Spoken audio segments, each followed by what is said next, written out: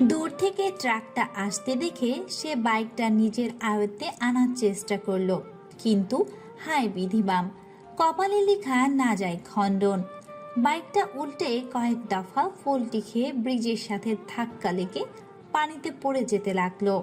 আর সে ডুবন্ত অবস্থায় কল্পনায় প্রিয়তমা ভালোবাসা স্ত্রীর সাথে কাটানো মুহূর্তগুলো চোখের সামনে দেখতে লাগলো।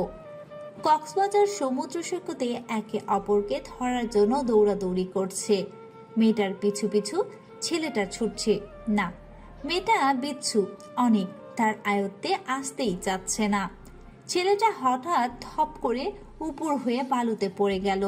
মেয়েটা পিছনে কারো ছুটে আসার আভাস না পেয়ে ঘুরে তাকালে তার প্রাণপ্রিয় স্বামী শাহিদকে দেখতে পায় গরম বালিতে শায়িত অবস্থায়। তাড়াতাড়ি আবার দৌড়ে শাহিদের কাছে যায় সে। শাহিদকে অবস্থা থেকে সোজা করে নিজের কোলে তার মাথা রাখে, তার গালে আস্তে আস্তে করে চাপড়ে ডাকতে লাগলো, কিন্তু না, কোনো সাড়া শব্দ পাচ্ছে না। একসময় চিৎকার করে কেঁদে সাহায্যের জন্য ডাকতে লাগলে হঠাৎ শাহিদ তার মুখ চেপে ধরে। আরে কান্না করছো কেন? বেঁচে আছে, মরে যায়নি তো? হাজব, চিৎকার করে আরও মারতে চাও নাকি? শাহিদ তাকে ফিসফিস করে বলল, কথাটার সাথে আশেপাশে চোখ ভুলিয়ে একবার তাকিয়ে নিল, কেউ চিৎকারটা শুনে এসে পড়ল নাকি। কিন্তু ভাগ্য সহায় না থাকায় তখন চিৎকারের কারণে মানুষগুলো এগিয়ে তাদের সামনে আসতে দেখে শাহিদ তার প্রিয়তমা স্ত্রীকে কোলে করে নিয়ে দৌড়ে গিয়ে অদূরে এক বড় পাথরে বসলো। লিলি, কান্না থামো বলছি। লিলি একবার শাহেদের দিকে তাকিয়ে দু হাত দিয়ে তার বুকে কিলখুশি দিতে লাগলো, আর শাহেদ দু হাতে লিলিকে আঁকড়ে ধরে তার মাথাটা নিজের বুকে চেপে ধরলো। তুমি কিভাবে পারলে আমাকে এমন ভয় দেখাতে? তুমি আমার কথাটা একবারও ভাবলে না? জানো আমি কতটা ভয় পেয়ে গিয়েছিলাম তখন। কান্না করতে করতে ভাঙা স্বরে বলে লিলি। আসলেই তখন তাকে একটু বেশি ভয় পাইয়ে দিয়েছে শাহেদ। মেয়েটাও সত্যি সত্যি ভীত হয়ে গেছে। উচিত ছিল তাড়াতাড়ি সাড়া দেওয়া, কিন্তু তাকে আরেকটু জ্বালাতে এমনটা করা হয়েছে। লিলির এমন বেশি ভালোবাসার জন্য তার বড্ড আফসোস হয়। মেয়েটা তাকে এতটাই ভালোবাসে যে তার সামান্য হাত কেটে যাওয়াতে অস্থির হয়ে পড়ে। এ ভালোবাসাই যেন না কোনোদিন তাকে ডুবিয়ে মারে। আচ্ছা সরি, কি করবো বলো তো? তুমি নিজেকে আমার কাছে ধরাই দিচ্ছিলে না, তাই তো একটু ভয় দেখানোর অভিনয় করলাম। তাই বলে এইভাবে? মনে হয়েছিল কেউ যেন আমার দম আটকে রেখেছে। ভালোবাসার মানুষের মৃত্যু যেন শত্রুরও না হয়। ইস, কতটা ভালোবাসলে এমনটা বলা যায়? তোমার ভালোবাসা পেয়েই তো আমার জীবন ধন্য। বাবা বাবা মাহীন জীবনে তোমাকে পেয়ে সুলকলায় পরিপূর্ণ আমি। লিলির কান্না থেমে গেল শাহেদের কষ্টমাখা কথা আর মেদুর ছায়া মুখের দিকে তাকিয়ে। সে নিজের কান্না ভুলে শাহেদের অদৃষ্টে অষ্ট ছুঁয়ে দেয়। আরে আমি ঠিক আছি, কান্না করছি না, একটু শুধু মন খারাপ হয়ে গেছিল। তা তোমার কি আমাকে এখন ভালোবাসতে ইচ্ছা করছে না কি? বলো তাহলে, আমি কিন্তু সর্বদা রেডি এমন ভালোবাসায় ডুব দিতে। শাহেদের ভ্রু নাচিয়ে নির্লজ্জ কথায় লিলি লজ্জাজনক হয়ে গেল। ফোলা ফোলা গোল গাল লাল হয়ে গেল লজ্জাতে। এমন সৌন্দর্যে বিমুগ্ধ হয়ে লিলির কটিতে এসে থাকা শাহেদের হাত আস্তে আস্তে উপরে উঠতে লাগলো, আর লিলির মুখের উপরে নিজের মুখ ঠুকাতে লাগলো। সেটা দেখে লিলি তাকে ধাক্কা দিয়ে সামনে থাকা সমুদ্রের ঢেউয়ের উপর ফেলে দিল। আমার সাথে কোনো দুষ্টুমি চলবে না জনাব। অতঃপর বৃদ্ধাঙ্গুলি দেখিয়ে আবার সেই দৌড়ে পগার পার। ভালোবাসার মধ্যসাগর ডুবে যাওয়া অতল গহীনে তুমি আমি সন্দীপনে। লিলির কনুইয়ে গুঁতো খেয়ে পিছন থেকে জড়িয়ে ধরে থাকা সামনের হাত দুটো ঢিলে হয়ে গেল। কত সুন্দর কবিতা আবৃত্তি করছিলাম, তোমার সেটা ভালো লাগলো না? দিলে তো পেটটা ফুটো করে। এজন্যই বলে মানুষের ভালো করতে নেই। দেয়ালে পিঠ ঠেকিয়ে কথাটা বলল শাহেদ। কক্সবাজারের সামনেই এক হোটেলে উঠেছে তারা। সেখানে বুকিং করা রুমের বারান্দায় দাঁড়িয়ে দুজনে। তাই বুঝি? তা কি সোয়াবের কাজ করলে শুনি তো? দুহাত ভাঁজ করে লিলি এক ভ্রু উঁচু করে বলল। শাহিদ এগিয়ে লিলির কটিদেশ চেপে নিজের অবস্থানে তাকে রেখে নিজের দুহাত দেয়ালের উপর রাখলো, লিলিকে বন্দি করে নিজের বাহুদের মাঝে। রোমান্টিক ওয়েদার সৃষ্টি করলাম মাই লেডি। ফিসফিসিয়ে শাহেদের বলা কথায় শিহরণ বয়ে গেল তার। অবশেষে চোখগুলোও যেন নিজ দায়ে বন্ধ হয়ে গেল। সেই সুযোগটা শাহেদ খুব ভালোভাবেই কাজে লাগালো। পাজা কোলে তাকে তুলে নিয়ে গেল রুমে ভিতরে। স্নিগ্ধ সকালে মিষ্টতা বেশ তিক্ততার সাথে নির্দয়তা নিয়ে এলো। চোখের পাতা খোলায় নিজের সাথে হওয়া অশুভ অতীতের স্মৃতি রোমন্থন শেষ হলো। আন্টি চলো না কেন? পাশে থাকা বোনের মেয়ে রিম্পির কথাটা বলল। লিলি যেন এক অন্য দুনিয়ার মধ্যে ছিল। সেখানে কেবল সুখেরই আনাগোনা বহমান ছিল। তা শুধু ছিল সেই বিদ্যমান। বর্তমানে লাশ হয়ে জীবনযাপন করা হচ্ছে। এখন আর চোখের জল আসে না, আবেগঘনা সব হৃদয় গভীরে রক্ত ছড়ায় না। কেউই তাই দেখার জন্য নেই, শুধু একা নিঃসঙ্গ রাত্রিহীনা। টেম্পোর জন্য অপেক্ষাকৃত দুজন মেয়েকে দাঁড়িয়ে থাকতে দেখলো মেজবা। সেও গিয়ে দাঁড়ালো তাদের সাথে। সোনাঝরা রোদের আলো থেকে বাঁচতে মেয়েটি নিজের চোখের উপর হাত দিয়ে ঢেকে রেখেছে। সাদা সালোয়ার কামিজ পরিধান মেয়েটির মুখ দেখার জন্য তার মনটা কেমন বিচলিত হচ্ছে। এমন সময় টেম্পো চলে আসায় তিনজনই সেটাতে উঠল। একে অপরের মুখোমুখি হয়ে বসায় একবার মেয়েটির রূপের অপার সৌন্দর্য দেখার ভাগ্য হলো মিসবার। ফর্সা মুখের আদলে গড়া তীক্ষ্ণ লাল হরিণী চোখ, ফোলা ফোলা গাল, কমলার কুয়ার মতো ঠোঁট। আল্লাহর সৌন্দর্য টানে কোনো খামতি রাখেননি। আন্টি দেখো আমাদের দিকে কেমন করে লোকটা তাকিয়ে আছে। রিম্পির কথায় অনবরত চোখ তুলে তাকায় লিলি, আর সাথে সাথে চোখাচোখি হলো মেজবার সাথে। তাতে তীব্র ব্যথা অনুভব করলো মেজবার নিজ বক্ষস্থলে। মেয়েটির চোখে যেন সমুদ্রের আছড়ে পড়ার ঢেউ, ভাসিয়ে নেওয়ার আকুলতা সেখানে। কথাগুলো যেন মেজবার মনকুঠিতে জমা ছিল। মেয়েটিকে দেখে তারা সঙ্গপিত লুকায়িত জমা অনুভূতিরা আজ যেন ঠিকরে বেরিয়ে আসতে চাইছে। না মামুনি, এভাবে বলতে নেই, চোখ আছে তাকানোর জন্যই। রিম্পিকে বুঝিয়ে বলে আবার মেজবার দিকে তাকিয়ে বলল, কিছু মনে করবেন না, আসলে বাচ্চা মানুষ তো, তাই এভাবে বলে ফেলেছে। লিলির কথা বলার ঠোঁটের কম্পনমান যেন মেজবার হৃদয় কম্পিত আলোড়নে সৃষ্টি করছে। সে কি নাকি বলবে কিছু তার শ্রবণ ইন্দ্রিয় হয়নি। শুধু মুগ্ধ দৃষ্টিতে সেই মুখ পানে তাকিয়ে রইল মেজবা।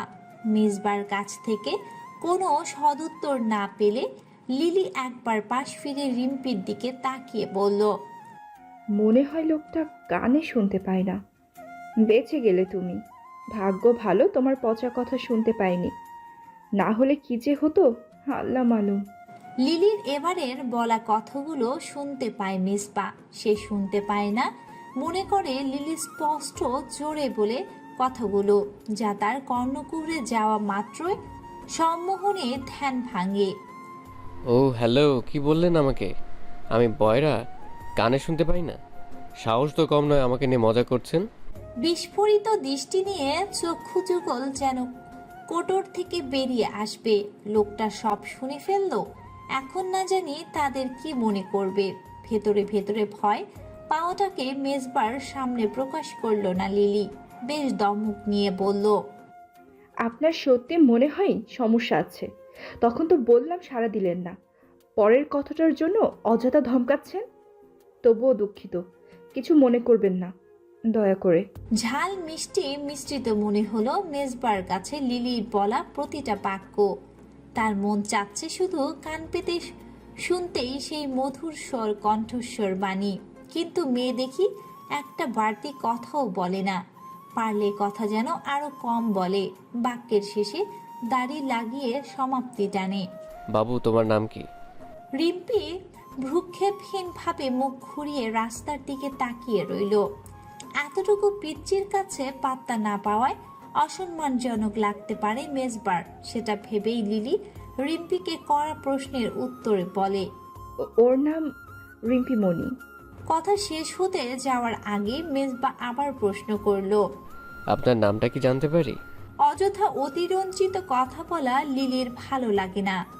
আগে পছন্দ ছিল তা কেবল একজনের সাথে, এখন সেটা প্রায় বিলুপ্ত, তাও অপরিচিতদের সাথে তো ভুলেও নয়। বললেন না যে আপনার নামটা কি? এবার লিলি তার ক্রুদ্ধ, রুষ্ট আর রাগান্বিত হওয়া আখি যুগল নিয়ে মেজবাকে শাসালো গলায় বলল, আমার সাথে অতিরিক্ত কথা বলতে আসবেন না। এটা অতিরিক্তের কি হলো?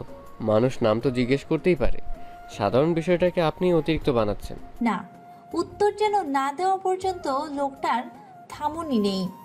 তার চেয়ে উত্তর দেওয়াই শ্রেয়। অন্তত কথা বলা তো থামবে। মনে মনে ভেবে ভাবনার অন্তরাল থেকে বেরিয়ে লিলি নিজের নাম বলল মেজবাকে। এখানেই যেন আশার আলোর সপ্তপ্রদীপ জ্বালিয়ে দিল মেজবার মনে। মেজবাও নিজের নাম বলে সাথে বাড়ি, ঘর, কর্মস্থল নাম বলে দিল তাকে। আমার নাম মেজবা। এই তো মুন্সিগঞ্জের মধ্যে ইলেকট্রিসিটি বিল দেওয়ার কাজে বহাল আপাতত। এমনিতে নিজের বাবা মা বলতে কেউই নেই। মা ছোটবেলায় মারা গিয়েছেন, আর বাবা 2 বছর হলো গত হয়েছেন। অবশ্য নিজস্ব বাড়িটুকু অন্তত আছে, সেটা শুধু বিশ্রামের জন্য নামে মাত্র। একাকী জীবনে বাইরে বাইরে কাটি সারা। এখন দেখে আশার আলো পেলাম সে জীবনে সজীবতা আনার। বিরক্তি ছেপে গেল লিলির মুখমণ্ডলে। তাকে কেন জানতে হবে তার পরিচয়? সে কি জানতে চেয়েছে এসব? তবুও ভদ্রতার খাতিরে তার মুখের উপর বলল না কথাগুলো। মনে মনে হজম করলো কথাগুলো। মেজবার মনে হয় তার মুখের অভিব্যক্তি ধরতে পেরেছে, তাই প্রসঙ্গে পাল্টাতেই বলল, তা আপনার বাড়ি কোথায়? দেখলাম আমার সাথেই তো ব্রিজ থেকে টেম্পোতে উঠলেন। মেজবার করা প্রশ্নে লিলির মুখে মেদুর ছায়া নেমে আসলো। যে অতীত তখন এই ব্রিজে দেখে মনে হলো, সেটাই আবার মনের মধ্যে নাড়া দিয়ে উঠল। ঢাকার নিজের বোনের বাড়িতে যাওয়ার জন্য বাস স্ট্যান্ডে দাঁড়িয়েছিল লিলি। তারা 2 বোন মিলে, আর সে লিলি। রিম্পি তার বোনেরই মেয়ে। নানু বাসায় বেড়াতে এসেছিল বাবা মার সাথে। শেষে লিলি তাকে রেখে দেয় নিজের কাছে। পরে দিয়ে আসবে সাথে, সে নিজে গিয়ে কিছুদিন থেকেও আসবে সেই প্রতিশ্রুতিতে। এ কারণে আজ রওনা দেওয়ায় বোনের বাসায়। কিন্তু যাত্রা আর শুভ হলো কই। মেজবা নামক ব্যক্তির যাত্রায় আনন্দতম ক্ষণে মাটি করার নামে উঠে পড়ে লেগেছে যে, তবুও সে মেজবার করা বাকি প্রশ্নের উত্তর দেয়নি। মুখের কাঠিন্যতায় এতে চুপ করে রয়েছে। এখন লোকটার কথার উত্তর না দিয়ে সে যাবে কোথায়? মেজবা যে তাদের সাথে ঢাকা যাচ্ছে, একই বাসে চড়ে। প্রথম সারির পরের সারি লিলি ও রিম্পির বাস। বসা তার বরাবর সিটে বসা মেজবা। আস্তে আস্তে বাসের লোকজন পরিপূর্ণ হতেই ঢাকার উদ্দেশ্যে রওনা দিল সেটা। রাতের সময় বাসে চড়ে ঢাকায় যে বেশ অস্বস্তি বোধ করছে লিলি। বর্তমানে রাস্তাঘাটের যা শোচনীয় অবস্থা, সেসব ভাবতেই ভয় লাগছে। বাসে তো নারীরা ভুলেও নিরাপদ নয়, আর এমন জায়গাতে সে অবস্থান করে, তারও রাতকালীন সময়। তবুও মনকে আশ্বাস দিচ্ছে কিছু হবে না ভেবে। বাসে অবশ্য বেশি একজন মানুষ নেই। পথিমধ্যে অনেকে নিজের গন্তব্যে নেমে পড়েছে। বাসের কন্ডাক্টর বেশ কয়েকবার ঘাড় ফিরিয়ে লিলিকে লক্ষ্য করছে, আর বাস চালকের কানে কিছু একটা বলছে। একমাত্র মেয়ে যাত্রী হিসেবে সেই রয়ে গেছে। লিলি ও অবশ্য সেই চাহনি দৃষ্টিগোচর এড়ায়নি, তাই তার নিদ্রা মুদিত আখিদয় উন্মুক্ত করে রেখে চাপটে ধরে আছে রিম্পিকে। তবে আরেকজন যে তাদের নিরাপত্তার জন্য জাগ্রত চিত্তে, সেদিকে কেবল বেখেয়াল লিলি। এমন সময় কন্ট্রাক্টর এসে তাকে বলল, তা আপা আনে কই নামবেন? জি জি জি, শ্যামপুর মোল্লাবাড়ি। ভীত হওয়া কণ্ঠস্বর তুলতুলিয়ে গিয়ে কোনো রকমে লিলি গন্তব্যস্থলের নাম বলল। তা ওই ভাইজানও কি আন্নের লগে যাইব? বাসে এবার শুধু লিলি, রিম্পি আর মেজবা রইল। খালি বাসে কন্ট্রাক্টের বাড়তি কথা আর কুদৃষ্টি পূর্ণ চাহনিতে লিলির ললাট বেয়ে সূক্ষ্ম ঘামের মেলা বসেছে। যা না জানি আজ অদৃষ্টে কি দুর্ঘটনা ঘটতে পারে। মেজবা তো তাদের সাথেই যাচ্ছে, কিন্তু পথিমধ্যে যদি সেও নেমে যায় তখন কি হবে তা ভাবতেই কান্নারা যেন চোখে শ্রাবণ ধারা ঝরাতে চাচ্ছে। আর কিছু পথ যদি মেজবা তাদের সাথে যেত, অসময় এই সময়ে দেবদূতের মতো মেজবা তখন কন্ট্রাক্টরকে উত্তর দিল, স্বামী তার স্ত্রীর সাথে যাবে না তো কে যাবে? জীবনও কি এমনটা হতে দেখেছো মিয়া? হতবিহ্বল চিত্তে মুখে রাটুকু যেন তলিয়ে গেল গলার নিচে। একই উত্তর! কোন আক্কেলে মেজবা এমন কথা বলল? স্বামী শব্দটা তার জন্য কি একবারও সে যদি জানতো তাহলে এই কথাটা বলতে পারতো না। লিলি ভাবনায় বাক্যগুলো আর মুখ নিষ্কৃত হতে পারল না। এক নিদারুণ কষ্টের তলা পাকিয়ে গলায় আটকে বসে রইল। না দেখি নাই, তয় বউয়ের লগে একখানে না বইয়া আরেক সিটেও বইতে দেখি নাই কোনো স্বামীরই। কন্ট্রাক্টরের মন মেজাজ গরম গরম, কারণ নরম মাল সামনে পেয়েও মুখে কুলুপ এঁটে উপোস থাকতে হবে। তা বেজায় ভালোভাবে মেজবার নজরে এলো। তাই জানালার পাশে সিট মেজবার নিজে বসে কন্ট্রাক্টরকে পাশের সিটে বসতে দিয়ে বলল, মিয়া তুমি মনে হয় বিয়ে শাদী করো নাই। করলে বুঝতা বউদের রাগারাগির তীর সহ্য করা কত কঠিন ব্যাপার। খালি করে দেওয়ায় মেজবার পাশের সিটে বসে বিগলিত হাসি দিয়ে কন্ট্রাক্টর বলল, না করি নাই এখনো, তয় বউ না থাকলে কি হইব, ঝগড়া লাগা আছে গার্লফ্রেন্ড রে। তা পিচ্চিটা কি আন্নার নাকি? ভাই এটা কোনো কথা বললেন? বিয়া করলে বাচ্চা হইব না? আরে ভাই জিগাইলাম, কারণ হইল মানুষ অন্যেরা দুইজন এখনো জোয়ান, এত তাড়াতাড়ি পোলাপান লইয়া লাইলেন। মিয়া যৌবনের মজাটা আরো বাড়ানোর দরকার ছিল। মেজবার রানী এক হাতে চাপড় মেরে এক চোখ টিপ দিয়ে বলল কন্ট্রাক্টর। মেজবার মন চাচ্ছে কন্ট্রাক্টরের মাথাটা ফাটিয়ে দিতে। ব্যাটার মুখে কি বিশ্রী! স্বাভাবিকই এদের মুখের ভাষা জঘন্য হয়। যারা হর হামেশাই বাসে চলাফেরা করে তাদের কাছে ইহা ডাল ভাত। উপায় নাই এসব কেন আরে যৌন হয়রানির শিকার হয়ে মুখ বুজে সহ্য করেই গন্তব্যের উদ্দেশ্যে রওনা দিতে হয় প্রতিনিয়ত। সেসব ভেবেই দম করে মুখে জোর করে ঠোঁট টেনে হাসির রেখা দেখায় মুখের কোণে মেজবা। পাশের সিটে বসে লিলি সম্পূর্ণ কথোপকথন সম্পর্কে অবগত। তাকে রেগে যাওয়ার কথা ছিল, কিন্তু তার নিষ্পলক মুখ দেখে বোঝাই যায় না সে আপাতত বেশ শান্ত। সেটার কারণ অবশ্য আছে। মেজবা কন্ট্রাক্টরের কাঁধের দিকে হাতের ইশারা করেছে তাকে কোনো বিরূপ প্রতিক্রিয়া করতে। তাতে লিলি বুঝতে পেরেছে যা হচ্ছে ভালোর জন্যই হচ্ছে। নিজেকে অন্তত শ্লীলতাহানি হতে হয়নি। একজন নারীর কাছে নিজের সম্মান আগে তা জীবনের চেয়েও। ভোরের দিকে এসে পৌঁছেছে তারা। বাস থেকে নেমে লিলি রিক্সা নিল বোনের বাড়ির উদ্দেশ্যে, কিন্তু তার আগে মেজবার সামনে গিয়ে বলল, কিভাবে ধন্যবাদ দিব আপনাকে বুঝতে পারছি না। আসলে তখন বুঝিনি আপনি ওই কথাটা বলেছেন কেন। পরে বুঝলেও আমার কাছে কথাটা ভালো লাগেনি। তবে কোনো কোনো সময় মিথ্যার আশ্রয় নেওয়ার প্রয়োজন হয়। মেজবা প্রতিবারের মতো অমোঘ দৃষ্টি নিয়ে তাকিয়ে আছে লিলির দিকে, কিন্তু লিলি নিজের অবনত দৃষ্টির কারণে সেটা চক্ষু গোচর করল না। কোনটার কথা বলছেন? দ্বিতীয়বার চোখাচোখি হলো প্রেয়সীর নজরে, যেখানে বাধা পড়ল একেবারেই মেজবা। অবাক দৃষ্টি নিয়ে ঘন পল্লবীতে চোখের পাপড়ি একবার ঝাপটিয়ে পিটপিট করে পড়ল। কি? আপনার সত্যি কথাটা মনে নেই? মেজবা তার কথাটা বুঝতে পারল না। মনে তো আছেই, তবুও তার প্রেয়সীর মুখের কথাটা শুনে মনের খোরাক মেটাতে চায় অবাধ্য মন। অবুঝে নে মাথা নাড়িয়ে না বোধক বুঝালে মিষ্টি হাসি হেসে লিলি বলল, যাক, ভালোই হলো বেশ। কিছু মনে রাখবেনও না। আসি, ধন্যবাদ সাহায্য করার জন্য। ইস! একদিকে মনের দুটুকরো করলো মেয়েটা, ভুলে যাওয়ার কথা বলে। আরেকদিকে মিষ্টি হাসি দিয়ে মলম লাগিয়ে দিয়ে গেল মনের ক্ষততে। ভোর সকালে ঈশান কোণে মেঘ জমেছে, বৃষ্টি নামবে বেশ দেখেই বোঝা যাচ্ছে।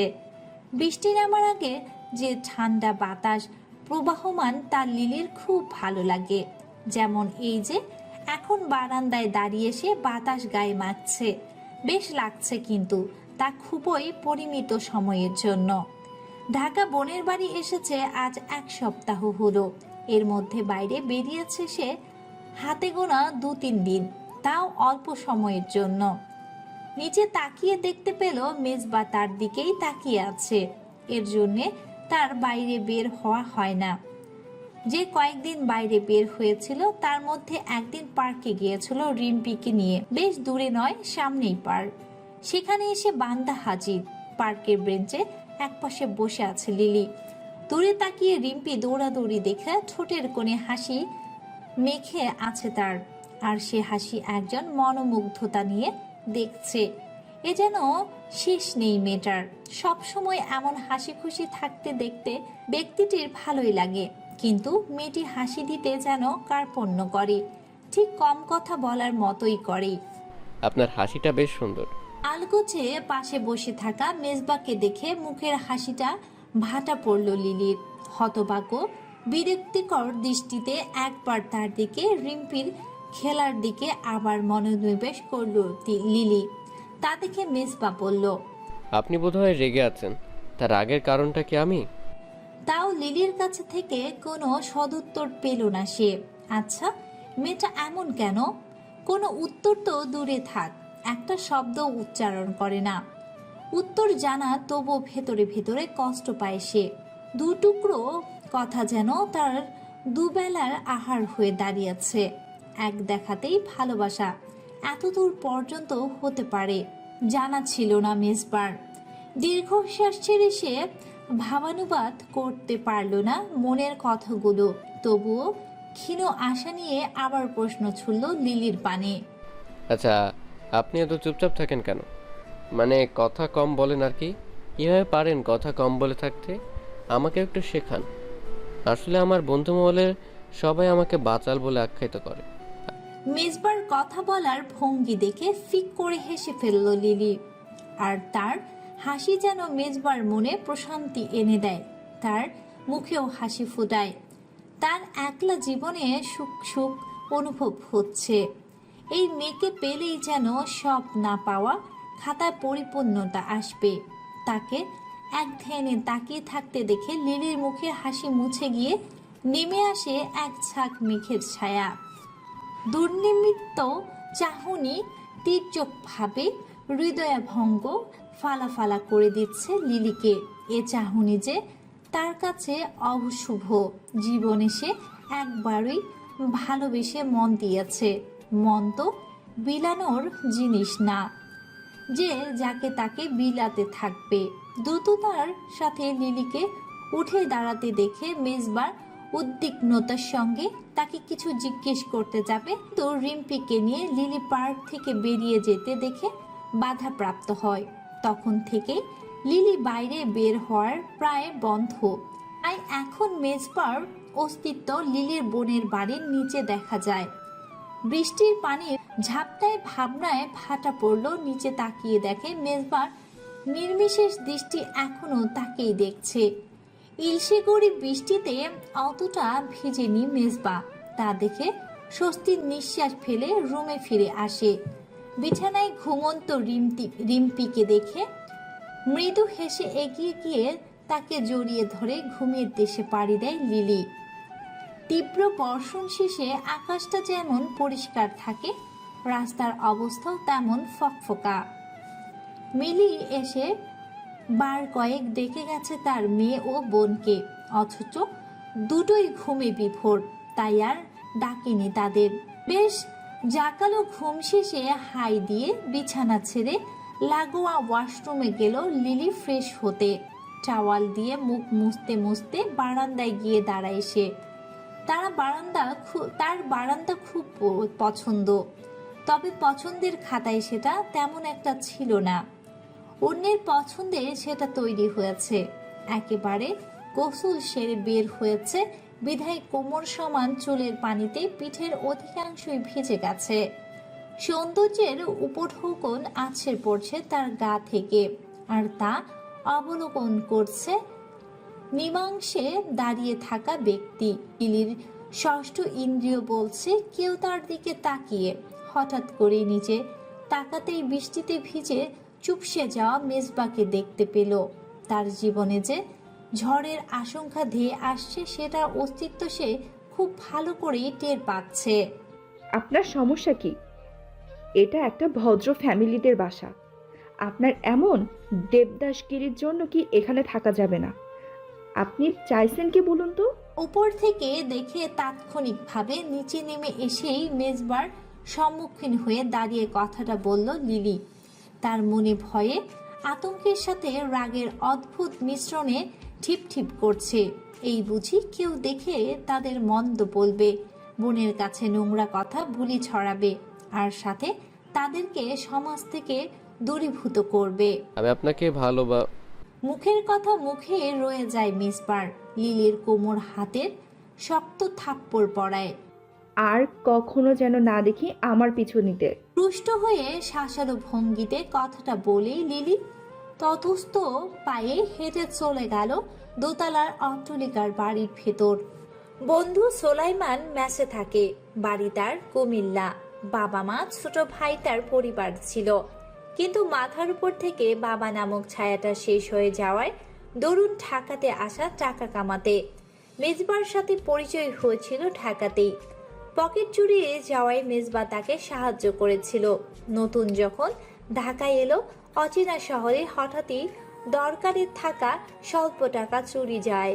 এতে বেশ হতাশ হয়ে বিপাকে পড়ে সোলাইমান। অসহায়ের মতো গ্রামাঞ্চলে সহজ সরল সোলাইমান রাস্তায় পড়ে কান্না শুরু করে দেয়। কিন্তু এটা ঢাকা, সেখানে মানবতা দেখানোর মতো তুচ্ছ সময় কারোরই নেই। আর যাদের আছে তারা দাঁড়িয়ে ফ্রিতে চিড়িয়াখানা ভ্রমণের মতো ক্রন্দনরত হনুমান দেখতে দাঁড়িয়ে ভিড় জমায়। তবে সেসব অমানুষের ভিড়ে মেজবা নামক মানুষটা এগিয়ে এসে তাকে সাহায্য করে, সাথে করে নিয়ে গিয়ে খাওয়ার দাওয়ার করিয়ে কিছু টাকা হাতে গুজে দিয়ে সব ঠিক হয়ে যাওয়ার আশ্বাস দেয়। এরপর থেকেই দুজনের মধ্যে গভীর বন্ধুত্বের সম্পর্ক তৈরি হয়।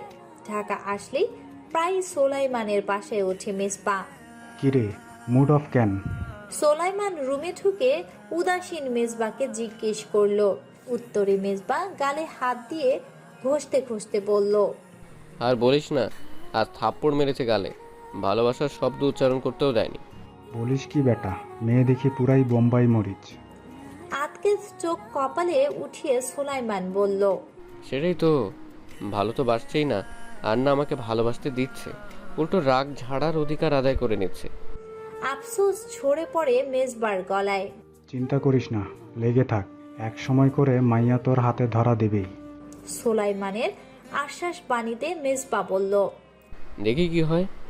মেজবার গলায় ফের উদাসীনতার বাণী শুনে সোলাইমানের মনে বেশ খারাপ লাগলো। বাবা মাহিন ছেলেটার জীবনে ভালোবাসার পায়রা এসে ধরা দিয়েছে, যেন ধরা ছোঁয়ার বাইরে। লিলি নামের মেয়েটাকে পেলে সে দেখিয়ে বুঝিয়ে দিত মেজবার মতো ভালো মানুষ হয় না। বাবা মা নেই বলেও ছেলেটা বিফলে যায়নি। এমন স্বর্ণের টুকরো অবিবাহিত ছেলে পাবে কোথায় মেয়েটা? মেজবার জন্য অন্য সব মেয়েরা লাইন ধরে দাঁড়িয়ে থাকে, কারণ রাজা রানীবিহীন রাজত্ব পুরো স্ত্রীর হাতে থাকবে। কেউই কটু কথা বা দাগ দখল ভাগ দখল করে অধিকার ফলানোর জন্য নেই। কিরে, সেই কখন থেকে তোকে ডেকে যাচ্ছি, খেতে আয়। তোর দুলাভাই আর রিমি বসে আছে তোর সাথে খাবে বলে। বড় বোন মিলির কথায় উত্তর না দিয়ে কিছু একটা ভেবে লিলি শুধু বলল, শোন না, আমি বাড়িতে যেতে চাই, অনেক তো হলো বেড়ানো। লিলির কথাতে খানিক অবাক হয়েও হলো না মিলি। বুঝতে পারলো তীক্ষ্ণ অতীতের রোমন্থন করা লিলির মন খারাপের কারণটা। অতঃপর তাকে একান্ত সময় কাটানোর জন্য রেখে গেল সে। কিছু না বলে। বিছানার মাঝে হাঁটুতে মাথা দিয়ে লিলি অশ্রু বিসর্জন দিতে দিতে ভাবছে, একাকী বেঁচে থাকা জীবন সুখের নয়।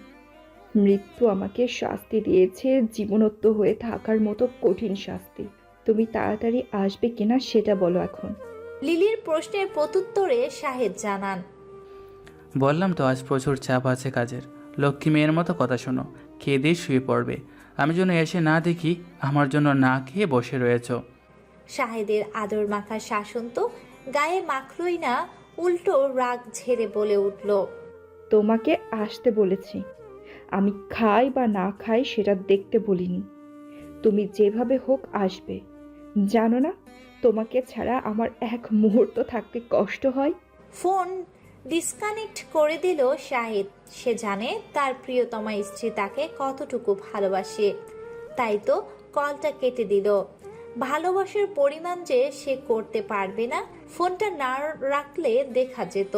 ওপাশে বোকা মেয়েটার কথা বলার কিছুক্ষণের মাঝেই কেঁদে গা ভাসিয়ে দিত। অবশ্য ফোন রাখার পরেও কাঁদবে কিছুক্ষণ পাগলিটা, তার জানা আছে সেটা। ঠান্ডা পড়েছে বেশ, তাও রাগ ক্ষোভে পাতলা শিফনের শাড়ি জড়িয়ে নিলি। খাবার দাবার সব ফ্রিজে রেখে না খেয়ে রুমে এসে শুয়ে রইল। আজও এলো না সময় করে তার জন্য। আগেও যদি প্রথম প্রথম যতটা সম্ভব তাড়াতাড়ি বাড়ি আসতো অফিস ছেড়ে, কিন্তু ইদানিং আসা কম হয়ে যাচ্ছে। জানে তার পুরুষটা কর্মক্ষেত্রে প্রচুর সৎ এবং কর্মষ্ঠ, তাই তো সকলের প্রিয় পাত্র অফিসে তার স্বামীর নাম বেশ উচ্চারিত হয়। তবুও মন খারাপ বলে কিছুটা রাগ একা একা ঝাড়তে শুরু করে দিল সে। হবেই তো, এখন আর আমাকে ভালো লাগে না যে। ভালো লাগবে তো অফিসের সুন্দর সুন্দর টাইট ফিট পরা পোশাকের মেয়ে কলিগদের। বিয়ের 2 বছর না গড়াতেই এই অধপতন হয়ে গেছে, বাকি জীবন তো পড়েই রইল। নাক টেনে টেনে কান্না ফোয়ারা তুলে লিলি কথাগুলো বলছে। বিষয়টা কান্না নয়, তবুও বিষাদি কষ্টে কান্না এসে গেল। কি করবে সে? স্বামী যখন প্রেমিক পুরুষে রূপান্তরিত হয়, তখন বিপরীত লিঙ্গের স্ত্রীও অভিমানী প্রেমিকা হয়ে যায়। যখন তখন প্রেমিকাদর্শীর মতো বায়না ধরে প্রেমিকের পুরুষের কাছে পাবার। হঠাৎই গায়ে পড়া শাড়ি ভেদ করে নিজের কোটিতে সে কারো হাতের ঠান্ডা স্পর্শ পেয়ে শিহরণে উঠল সে। আগন্তুক ব্যক্তিটা যখন তাকে নিজের দিকে ঘুরালো, তখন পুরুষালী ব্যক্তিত্বের বুকে ঘামার্ত গন্ধে বুঝতে পারল সে এ যে নিজেরই লোক, নিজ আপনের থেকেও আপনতর না। তবে রাগের দমানো যাবে না। এ পুরুষ যে তার মনের চাওয়াকে দাম দেয়নি, সেটা ভুললে চলবে না। রাগের বশীভূত হয়ে শাহেদের থেকে নিজে হারানোর বৃথা চেষ্টা করে, যখন দেখে পেরে উঠে না, তখন শান্ত নিশ্চল শিথিল হয়ে পড়ে রইল শাহেদের বলিষ্ঠ দেহের ওপর। আর নাসিকা পবন দিয়ে গন্ধ নিতে লাগলো তার প্রেমিক পুরুষের ভালোবাসার জন্য ঝরানো ঘামের গন্ধকে। বাড়ির এক্সট্রা চাবি সবসময় থাকে শাহেদের কাছে, তাই যখন দেখলো এত বেল বাজানোর পরেও লিলি দরজা খুলছে না, তখন সে চাবির সদ্য ব্যবহার করলো শাহেদ। চুপিসারে হাঁটার শব্দ না করে ভেতরে এসেই সে লিলির অভিমান ভরা নিজে নিজে বলা কথাগুলো শুনতে পেল। কে বললো এমন পচা কথা? তোমাকে ভালো লাগবে না, অর্থাৎ আমার নিঃশ্বাস নীতি ভালো লাগবে না। তোমাকে ভালোবাসা আমার বেঁচে থাকার মতি হয়ে দাঁড়িয়েছে। ভালো না লাগা মানে মৃত্যু আমার পছন্দনীয়। তোমাকে ছাড়া অন্য কারোর দিকে যে আমার নজর নেই, সেটা কি তোমার অজানা? কথাগুলো বলার সাথে সাথেই লিলির কোটিতে সে শাহেদ নিজের হাতে স্পর্শ আরো গভীর করতে লাগলো। এতে করে লিলির ব্যথায় মুখ বিকৃত করলো। তা দেখেও কোনো ভাবান্তর নেই শাহেদের মুখে, উল্টো আরো দৃঢ়ভাবে গাম্ভীর্য কণ্ঠস্বরে বলল, তুই যখন আমায় ভালোবাসো, তাহলে সে ভালোবাসার উপর বিশ্বাসও থাকা উচিত আরও বেশি।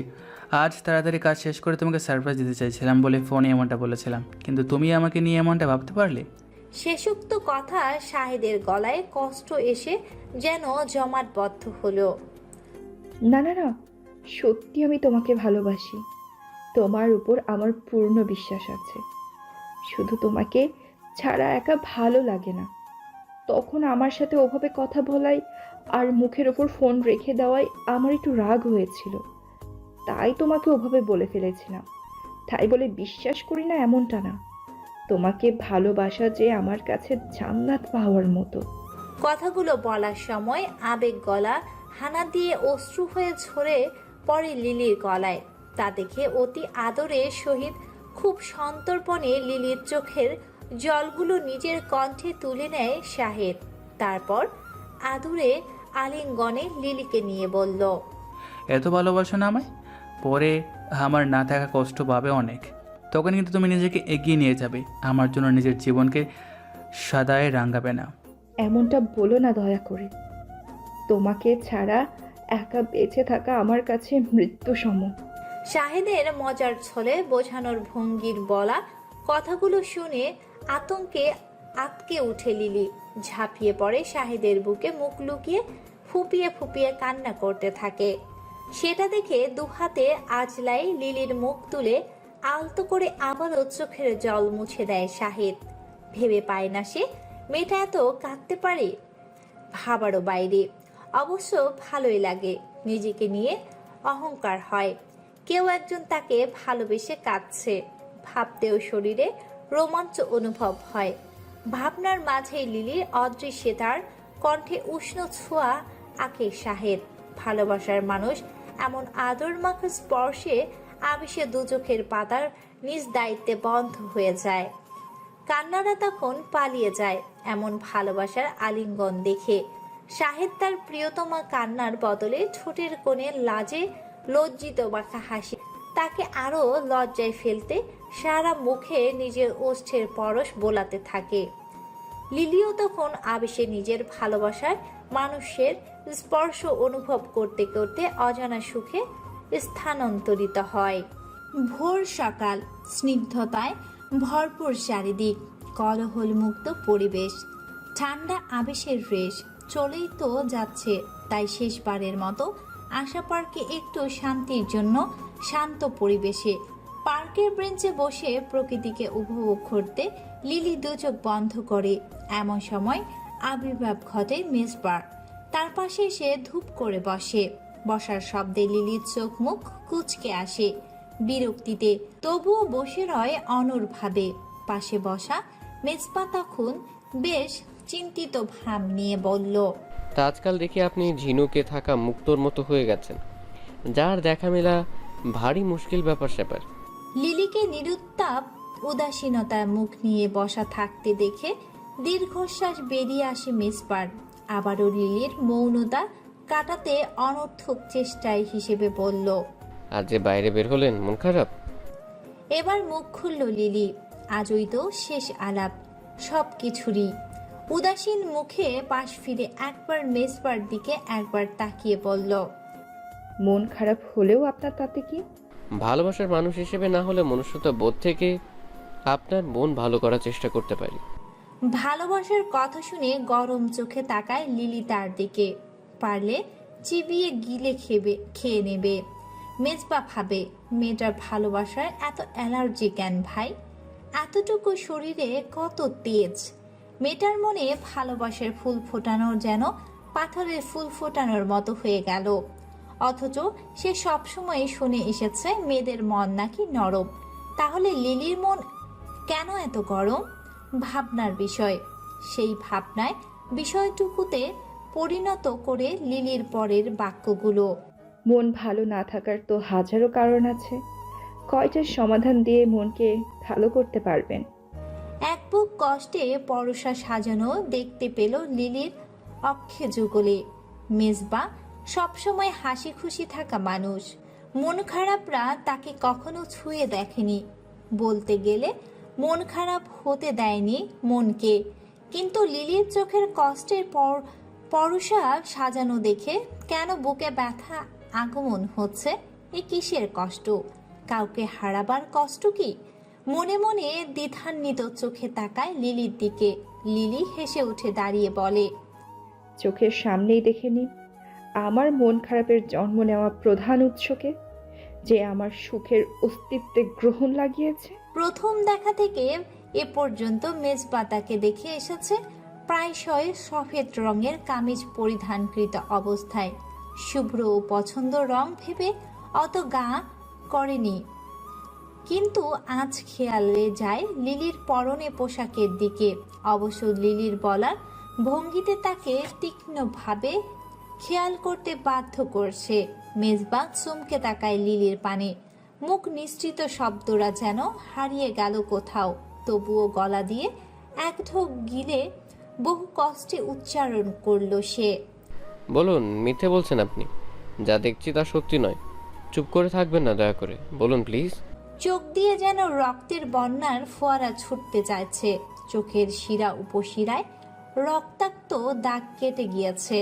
তবুও ঘোলাটে চোখে তাকিয়ে লিলির উত্তরের আশায়। লিলি সেসব দেখেও না দেখার ভান করে বলল, না, এটা আমার অমুক সত্য, আমার জীবনের চরম বাস্তব। আসলে এটা যদি মিথ্যা হতো, পৃথিবীতে আমার চেয়ে আর কেউ সুখী হতো না। কিন্তু না, এমন বাস্তব আমার জীবনে গলায় কাটা বিধার মতো হয়ে আছে। না পারছি গিলতে আর না ফেলতে। আজ দুজনেরই চোখে অশ্রুধারা বইছে, কিন্তু কারণ ভিন্নতর। কারো ভালোবাসার মানুষের জন্য, তো কারো ভালোবাসা মানুষের জীবনের সত্যতা জেনে। কিন্তু দুজনেই এক সুতোই গাঁথা, আর তা হলো ভালোবাসা। শাহেদের খুব ভালো বন্ধু ইমন, আর ইমনের বোন ইমুর সাথেই লেখাপড়া করে লিলি। দুজনে একই ক্লাসে পড়াতে সুবিধাজনক হলো। কেউ একজন স্কুলে না গেলেও আরেকজনের কাছ থেকে পড়াগুলো সংগ্রহ করতে পারবে, আর সেই সুবাদে বেশিরভাগই লিলির খাতা জমা হয়। লিলি প্রায়শই স্কুলে যায় না, তাই ইমুর বাসায় আসা নোট সংগ্রহ করার জন্য। ইমন তখন তাদের উঠানে বসে শাহেদের সাথে কথা বলার ব্যস্ত। এমন সময় শাহেদ সুশ্রী রূপের অধিকারী লিলিকে উঠানে পেরোতে দেখি ইমনকে জিজ্ঞেস করে, কে রে বেটা, এটা কে রে? আগে তো দেখিনি। দেখবি কেমতে, বেশিরভাগই তো কথা হয় বাইরে, বাড়িতে তো তোকে আনাই যায় না। হয়েছে হয়েছে, আজ কোন পণ্য করায় জানি তোর বাসায় এসে হুড়পুরি দেখা পেলাম। শাহেদের চোখে খেলা করছে এক রাস মুগ্ধতা, যেটা প্রথম দেখার ভালোবাসার সোপান হিসেবে কাজ করে। অবাক চোখে শাহেদের দিকে তাকিয়ে ইমন মজার ছলে বলে, কি মামা, প্রেম প্রেম গন্ধের আবির্ভাব পাচ্ছি। বেটা, পরে সব আগে পরিচয় পেশ কর। মেয়েটাকে? শাহেদের মুখে অতীব আগ্রহ ঝরে পড়ে লিলির সম্বন্ধে জানার জন্য। ইমন তখন লিলির জীবন বৃত্তান্ত শাহেদের কাছে তুলে ধরে। ওর নাম লিলি। এই তো কয়েক বাড়ির পরেই তাদের টিন শেডের পাকা বাড়ি। বাপ নেই তার, দুই বোনই তারা। বড়জন মিলির তো কিছুদিন হলো বিয়ে গেল। ভাগ্য ভালো, ছেলেরা কিছু দাবি করেনি, তাই মেয়ে পার করতে পারলো খালাম্মা। এখন এই ছোটটাই বাকি। ইমুর সাথে একই ক্লাসে পড়ে, কদিন বাদেই এসএসসি দিবে। বেশ মায়া লাগলো লিলির প্রতি তার। এদিকে লিলি ততক্ষণে ইমনদের ঘরে প্রবেশ করে ফেলেছে। পড়ার সময় নোট সংরক্ষণ করে মেঠো পথ ধরে হেঁটে যাওয়ার সময় লিলির মনে হলো কেউ যেন তার পিছন নিয়েছে বোধ হয়। ভূতটুতের ভয় পাওয়া মেয়ে সে নয়, গায়ের মেয়ে, দিনে রাতে একা চলে ফিরে অভ্যাস যার। একবার মনের ভুল ভেবে আবার চলতে লাগলো, কিন্তু না, পিছনে আরেকজনের হাঁটার শব্দ পাচ্ছে সে। এবার না থেমে হঠাৎই ঘুরে দাঁড়ালো। অজানা এক সুঠাম দেহের পুরুষকে দেখতে পায়। পুরুষ বলা অবশ্য কারো রয়েছে, তার মতো পঞ্চদশীর চোখে 25 বছরের ছেলে পুরুষে মনে হয়ে থাকে। এই মিয়া, আপনি আমার পিছু নিচ্ছেন কেন? লিলির ঝাঁঝালো উচ্চ কণ্ঠে শাহেদের মধ্যে কোনো ভাবাবেগ দেখা গেল না। সে যেন কিছু শোনেইনি। অদূরে চেয়ে দায়সারা ভাব নিয়ে বলল, ও আচ্ছা, তাহলে আমার ভুল হয়েছে। তোমার আগে আগে হাঁটা উচিত ছিল।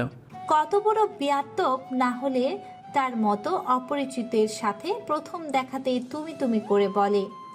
বিষয়টাকে লিলির চোখের মুখে খেলা করতে না দিয়ে যথাসম্ভব মুখে দৃঢ়তা বজায় রেখে ফের তেজশ্রী স্বরে বলল, আমার সাথে হাঁটবেন কেন? বললাম তো এবার তোমার আগে আগে হাঁটবো। আগে আগে হাঁটবে সে তো ভালো কথা, তবে কেন? তোমার লাগাচ্ছে বাটার, সেখানে ঘাপলা আছে কোথাও? নারী পাচারকারী নয় তো? কল্পনাগুলো বেশ ভয়ঙ্কর ভয়ঙ্কর হয়ে এলো চোখের তারায়। এবার কিছুটা ভীতু কণ্ঠে জিজ্ঞেস করলো। আমি কেন? সম্মুখে দণ্ডায়মান লিলির দিকে খানিকটা ঝুঁকে গিয়ে তার চোখের উপর নেত্রযুগল এঁটে শাহেদ বলল, কারণ তুমিই তো সব কিছুর জন্য দায়ী। এবার তো ভয় পেয়ে গেল লিলি। জানা নেই চেনা নেই আগন্তুকের মুখে তাকে দোষী শুনছে। আচ্ছা, কি দোষ করলো সে? মনে মনে এক ঝাঁক প্রশ্ন নিয়ে তাকালো আগন্তুকের দিকে। তখন আগন্তুক ভয়ানকভাবে চোখ গরম করে তাকিয়ে বলল, চুরির দোষ তোমার, তুমি আমার এক মহান জিনিস চুরি করেছো। কান্না পাচ্ছে লিলির। বাবা নেই বলে এমনও সময় পার করেছে, ক্ষুধায় পানি খেয়ে থেকেছে, তবুও কোনো দিন কারো পাতের ভাত চুরি করে খায়নি। আর আজ কিনা চুরির দোষ দেওয়া হচ্ছে তাকে। শ্রাবণ ধারায় অবিরাম বয়ে চলেছে তার চোখে। তা দেখে সামনে থাকা আগন্তুক হতভম্ব হয়ে নরম কণ্ঠে বলল, প্লিজ প্লিজ কান্না করো না, আমি এমনই মজা করছিলাম তোমার সাথে। গাল বেয়ে গড়িয়ে পড়া অশ্রুরেখা মুছে আগন্তুকের দিকে তাকিয়ে কষ্ট পাওয়া দুঃখী কণ্ঠে বলল, আপনার উচিত হয়নি এমনটা করার। আমি তো আপনার কোনো ক্ষতি করিনি।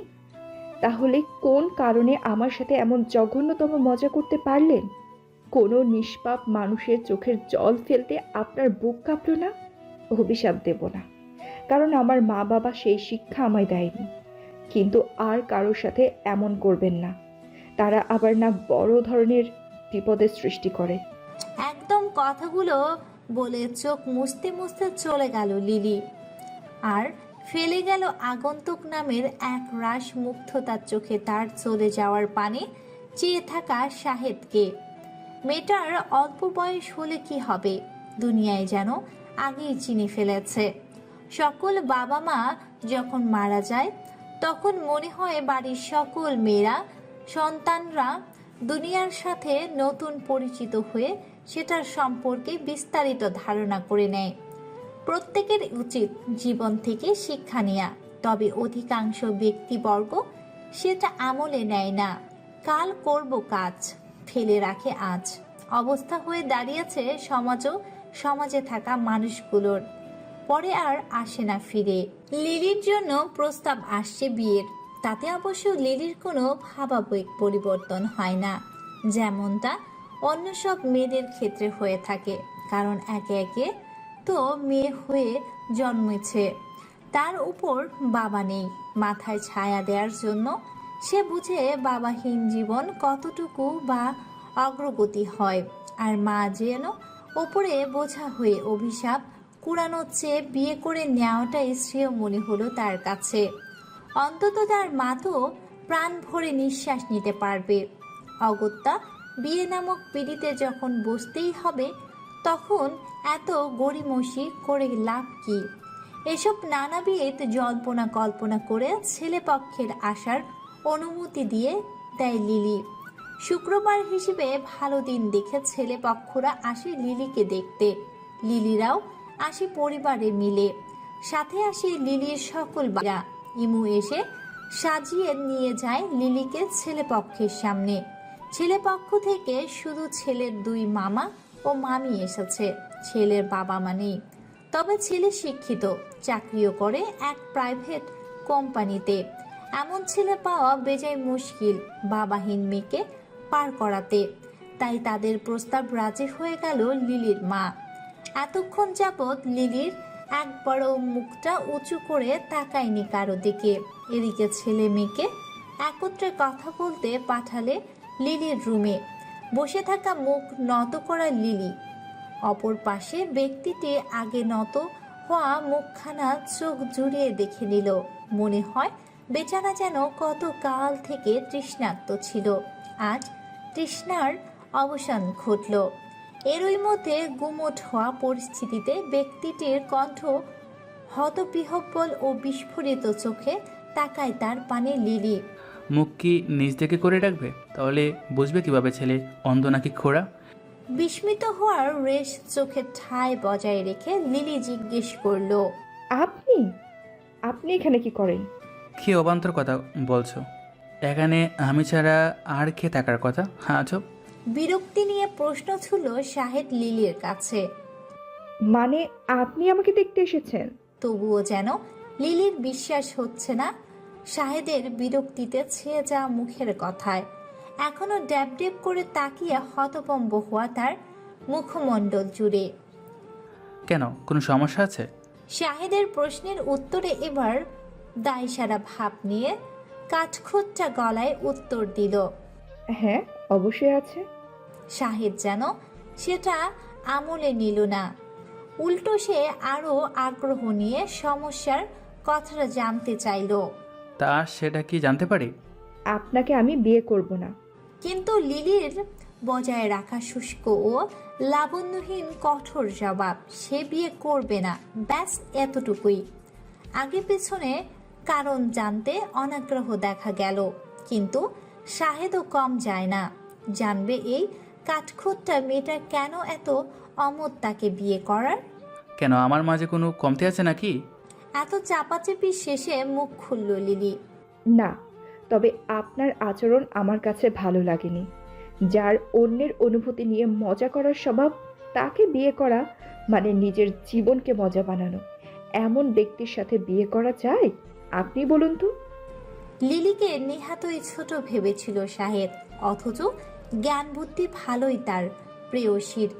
জীবনকে উপলব্ধির জ্ঞান, ভালো মন্দ কিসে জ্ঞান আছে বলতে হয়, সেসব ভেবে বিস্মিত হাসল শাহেদ। অতঃপর লিলির প্রশ্নের প্রত্যুত্তরে ক্লিয়ারেন্স দিয়ে বলে উঠল, আসলে আমি তখন তোমার সাথে কথা বলার জন্য এমন করেছিলাম। তোমাকে আমি প্রথম দেখেছি ইমনের বাড়িতে, তারপরে তোমার পিছু নিয়েছি একটু কথা বলবো ভেবে, কিন্তু কি বলে কথা শুরু করব খোঁজ না পেয়ে চুরির কথাটা বললাম। তবে এখনও বলবো, তুমি আমার মূল্যবান জিনিসটা চুরি করেছো, আর সেটা আমি ফেরত চাই। আবারও কাঁদিয়ে দিল তার প্রেয়সীকে শাহেদ। তবে মিটমিট হাসলো এবার সেটা দেখে। মেয়েটা যতই বুদ্ধির ধারী হোক না কেন, বাচ্চামো আছে বলতে হয়। আসলে সকল মানুষের ভিতরেই বাচ্চামো একটা স্বভাব আহ্লাদ রয়েছে, যেটা প্রকাশ পায় ভিন্ন ভিন্ন ক্ষেত্রে ভিন্নতা নিয়ে। লিলি পুরো কথাটায় তাৎপর্য না বুঝে শেষের কথাটায় আটকে ধরে কান্না করে বসলো আর ক্রন্ধনরত অবস্থায় বলল, সত্যি বলছি, আমি আপনার কিছু চুরি করিনি। আর চুরি করে থাকে যদি তাহলে বলুন কি চুরি করেছি। আমার কাছে না থাকলেও যেভাবে হোক আপনাকে সেটা ফিরিয়ে দেব। ক্রন্ধনরত মুখে নাক টেনে টেনে বলা লিলির মুখ পানে শাহেদের চক্ষু বাঁধনহারা হয়ে অবাধে ঘুরে ফিরে চলেছে। চোখে মুখে অল্পতেই ফলে ফেপে উঠেছে কান্নার ফলে। লালচে আভা ছড়িয়ে নাকের ডগায়। দ্বিরুক্তি করে শাহেদ বলল, না, তুমি সেটা এখন দিতে পারবে না, অবশ্য তোমার কাছে আছে জিনিসটা, তবে আমাকে বিয়ে করার মাধ্যমে দিতে পারবে সেটা। বিয়ে করার সাথে চুরি করা জিনিসটার সম্পর্ক কি? ভ্রু কুচকে অবজ্ঞান্বিত হওয়া চক্ষুদয়ে ছোট ছোট করে জিজ্ঞাসা করে লিলি। আছে আছে, তবে সেটা এখন বলবো না, সময় হলেই নিজেই জানতে পারবে। আসি এখন। লিলির কাছে বিদায় নিয়ে চলে গেল শাহেদ। আর তার যাওয়ার পানে এক ধ্যানে তখনও ভ্যাবলাকান্তের মতো চেয়ে লিলি। কোনোভাবেই বিয়েটা আটকাতে পারল না লিলি। আটকাবেই বা কিভাবে? কোন দায় দাবি না চেয়ে নির্বিঘ্নে লিলি ও শাহেদের বিয়েটা সম্পূর্ণ হলো। যেখানে বাপ ছাড়া মেয়েকে কেউ নিতে চায় না, মেয়ে যত সুন্দরই হোক না কেন, সেখানে এমন দাবিবিহীন মেয়ে পার করায় যেন আকাশের চাঁদ হাতে পেল লিলির মা। দোতলায় অট্টালিকার পুরোটাই শাহেদের। সে একা থাকাতে বেশ একটা আসবাবপত্র ছিল না বাড়িতে, তবে এখন নতুন সদস্য সঙ্গিনী হিসেবে লিলি এসেছে, তাই রুমটাকে সুন্দর করে নতুন আসবাবপত্র দিয়ে সাজিয়েছে। এতে অবশ্য মামার ছেলে মেয়েরাও সাহায্য করেছে, যারা সবাই তার ছোট আত্মীয়ের বলতে কেউই নেই। যাও অল্প স্বল্প ডালে খালি আছে, অর্থাৎ সকলে বিদেশের অবস্থানরত, কেউই কারো দিকে নজর দেওয়ার সময় পায় না। বাসর ঘরে বসা লিলির মন দুরু দুরু করে কাঁপছে। না জানি তার মতবিরুদ্ধে হয়ে জোর খাটায় শাহেদ। তার উপর স্বামীর অধিকার দাবি আদায় করতে চাওয়াও হয়। প্রতিটা মেয়েরই এই সময় নিয়ে শত শত জল্পনা কল্পনা থাকে মনে মনে। অনেকেই সেটা বাস্তবিক হয় কিংবা জল্পনান্বিত দিয়ে হয় এই মধুর ফুলশোভিত সজ্জাতে। এমন সময় শাহেদের আগমন ঘটায়। নড়ে চড়ে বসে সে। বাড়িতে কেউ নেই, সকলে চলে গেছে তাদের একান্ত সময় উপভোগ করতে দিয়ে। লিলি বিছানা থেকে নেমে এসে শাহেদকে নিচু হয়ে সালাম করতে নিলে তখন শাহেদ হালকা ধমকের উঠে গলায় বলে, এত জ্ঞান ভরা মাথায়, অথচ এটা নেই যে পায়ে হাত দিয়ে সালাম করতে নেই। এই হালকা ধমকে লিলি খানিকটা কেঁপে ওঠে। এমনিতেই বুক কাঁপছে, আবার গুমুট বাঁধা পরিবেশে শাহেদের ধমক বেশ কঠোর শোনালো। আর সালাম করার বিষয়টা অবশ্য লিলি জানে, তবে পাশের বাড়ির মুরব্বির দাদি তাকে এটা করতে বলেছে। এখন তো আর শাহেদের সাথে তর্ক করতে পারবে না, আর দাদির বলা কথাও বলতে মন সায় দিচ্ছে না।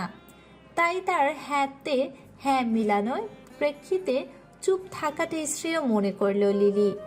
এদিকে লিলিকে চুপ থাকতে দেখে শাহেদ ভাবল, আমার মনে হয় লিলির মন খারাপ করে দিল সে। তাই মন ভালো করতে বিছানায় নিয়ে বসিয়ে বলল, আচ্ছা, আমার সম্পর্কে কি কি জানো তুমি? একে তো বিয়েটা লিলির করতে চায়নি, অন্যদিকে বিয়ে না করার চাওয়ায় শাহেদের বিষয়ে জানার আগ্রহ হয়নি তার। তাই শুধু এতটুকুই জানে ছেলে চাকরি করে। লিলিকে চুপ থাকতে দেখে শাহেদ নিজেই নিজের সম্পর্কে তুলে ধরল। তুমি কি জানো আমার বাবা মা নেই? লিলির নরম তুলতুলে দু হাত বন্দি শাহেদের পুরুষালী দু হাতে। শাহেদের বাবা মা না থাকায় যেন তার হৃদয় পোড়াচ্ছে। কেমন যেন এক মায়া অনুভব হচ্ছে তার জন্য। দু চোখ বোধহয় ভিজে উঠেছে। শাহেদ তার অভিব্যক্তি বুঝতে পেরে দুহাত ছেড়ে নিজের বুকের সাথে লিলির পিঠ ঠেকিয়ে চিবুক রাখলো লিলির কাঁধে। অতঃপর বলতে লাগলো, আমার বাবা মা মারা যায় আমি যখন কলেজে উঠেছি, তখন অ্যাক্সিডেন্টে। তো আমি অন্যের মাথায় বোঝা হয়নি। বাবার ব্যাংকে আমার জন্য রেখে যাওয়া অর্থ দিয়ে লেখাপড়া শেষ করি। মাঝে মাঝে মামা মামি আসতো, দেখে যেত আমাকে। কখনো কখনো রান্না করেও যেত। আমি রান্না জানি বলে তারা বলতো ছেলে হয়েও রাখতে পারি, খুবই কষ্টের দৃশ্য। আরও বলতো জীবনে অনেক কষ্ট করেছি, কিন্তু আমি তখন বলতাম কষ্টগুলো একদিন সকল সুখের উৎস আমার জীবনে সুখ বয়ে আনবে। আর সেই সুখ আমি এখন পেলাম তোমায় পেয়ে। লিলির কাঁধ ভেজে গেল শাহেদের অশ্রুতে। ছেলেরাও কান্না করে, হয়তো সকলের সামনে সেটা প্রকাশ পায় না, কেবল নিজের একান্ত মানুষটার কাছেই সেটা দৃশ্যমান হয়। শেষ কথায় লিলি তার দিকে ঘুরে তাকায়। শাহেদেরও দুহাত এতক্ষণ যাবৎ পেট আঁকড়ে ছিল, তারা এখন লিলির কোটিতে সে বিচরণ করছে। দু চোখে শুভ দৃষ্টি এক প্রগাঢ় ভালোবাসা বিচরণ ঘটল। লিলি নিজের সাথে হওয়া প্রতিজ্ঞা ভুলে শাহেদের দৃষ্টিতে আটকা পড়ে। নিজ হাতে মুছে দেয় শাহেদের অশ্রুসিক্ত চক্ষুদয়। লিলির নরম হাতের স্পর্শে শাহেদের ভেতরে লুকায়িত থাকা এতদিনের নিষিদ্ধ চাওয়া বিচরণ ছুটে যায় রক্তকণিকায়। শাহেদ তার এক হাত দিয়ে নিজের ওষ্ঠ ছুঁয়ে দেয়। আন্দোলিত হয়ে ওঠে লিলির বক্ষপিঞ্জর তার ছোঁয়ায়। লজ্জিত চোখ নামিয়ে আনে শাহেদের দিক থেকে। তার লজ্জা পাওয়া দেখে নিজের ভেতরকার চাওয়াগুলো দমিয়ে রেখে শাহেদ বিস্মিত হেসে বলল, আজ না হয় গল্প হলো, তোমার অজানাকে জানা হলো, সাথে আমারটাও। দুজনের অনুভূতি আত্মা যখন এক হবে তখন না হয় শরীরও মিলন হবে। মায়ায় পারদ বোধ হয় বাড়াতে থাকবে শাহেদ। এত সুন্দর করেও কেউ কি বোঝায় সেই কথা আর ভাবানুবাদে গেল না লিলি। এই গল্প সেই গল্প করতে করতে ঘুমিয়ে গেল লিলি তার প্রেমিক পুরুষের বুকে। পাখির কিচিরমিচির সুরেলা সঙ্গীতে যেন ঘুম ভাঙল, ভাঙার আহ্বান জানান দিচ্ছে। সকালে নিজেকে স্বামীর বুকে আবিষ্কার করে যেন স্বর্গসুখ পেল লিলি। মিষ্টি হাসি দিয়েই সকাল শুরু হলো, আর সেই হাসিতে শাহেদকে অপলক দৃষ্টি দিয়ে তাকিয়ে থাকতে দেখে লিলি তাড়াহুড়ো করে উঠতে গেলে নিজের শরীরের আঁচল শাহেদের পিঠের নিচে পায়। লিলি অসহায় করা মুখ দেখে নিজের হাসিটা কোনো মতে চাপিয়ে রাখলো শাহেদ, অথচ রাগী কণ্ঠে বলল, কেমন মেয়ে তুমি, নিজের শাড়িটাও সামলে রাখতে পারো না। এবার বোধহয় হাসি করা মুখটা অমাবস্যার গুমুট অন্ধকারে ছেয়ে গেল। কথায় আছে না, যত হাসি তত কান্না, বলে গেছে রামসন্না। বিশ্বাস করুন, আমি ইচ্ছে করে এমনটা করিনি। দ্রুত শ্বাস ওঠানামার সহিত ভীত হওয়া ভঙ্গি নিয়ে নিজেকে সত্য প্রমাণের দাবি করে লিলি, কিন্তু শাহেদ যেন অনর লিলির দাবিকে মিথ্যে প্রমাণের ভিত্তি করে প্রশ্ন তুলে ধরে। তাহলে কি আমি ইচ্ছে করে তোমার সাথে এমনটা করেছি? আমাকে এতটা নিজ মনের ভাবো তুমি? এবার হেঁচকি তুলে কান্না করতে করতে লিলি বলল, আপনাকে কি করে বোঝাই, আমি শাড়িতে অভ্যস্ত নই, তাই এমন হয়ে গেছে। অভ্যাস করতে হবে, সারা অঙ্গে জড়িয়ে রাখতে হবে। বিয়ের পর মেয়েদের এটাই আগে শিখে নেওয়া উচিত। শাহেদের দিকে তাকালো এবার লিলির নত হয়ে থাকা মুখখানা। অশ্রু বৃষ্টি ভিজে আখি যুগল রক্তাক্ত লাল ধারণ করেছে, ঘন পাপড়িগুলো ভিজে জুবুথুবু হয়ে আছে। শাহেদের বুকে বয়ে গেল মৃদু কম্পন। শাড়ি নিচে মজা করাটা বোধ হয় একটু বেশি হয়ে গেছে বুঝি ভেবে দীর্ঘশ্বাস ফেলে লিলিকে নিজ বাহু বন্ধনে আঁকড়ে ধরে বলল, আচ্ছা থাক, হয়েছে এবার। আমি আবারও বোধহয় দুষ্টুমি করতে গিয়ে তোমার মনে আঘাত দিয়ে ফেললাম।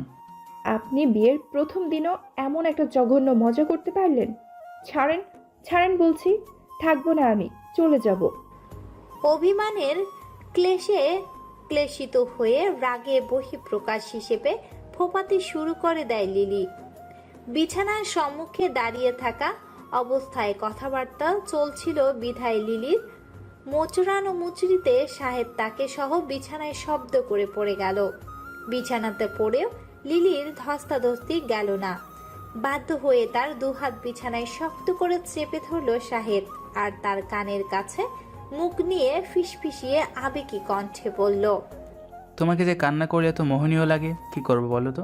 তোমাকে কাঁদাতেও মন চায়, আবার কাঁদলে বুকের মাঝে ব্যথারও আভাস পাই, এজন্য একটু মজা করে কাঁদাই। তবে তুমি তো দেখছি একেবারে কান্না করে বুক বাসাও। বলে ফিক করে হেসে ফেলে লিলি আবারও ঠোঁট ফুলিয়ে কান্না করে দেয়। তা দেখে শাহেদ বিড়বিড় করে বলে, না, এভাবে আর থামানো যাবে না, আর না সে আমাকে সংযত থাকতে দেবে। চোখ বোঝা অবস্থায় কান্না করতে থাকা লিলি নিজের অধরে অপর অধরের বিচরণ পেয়ে যেন শিহরিত হয়।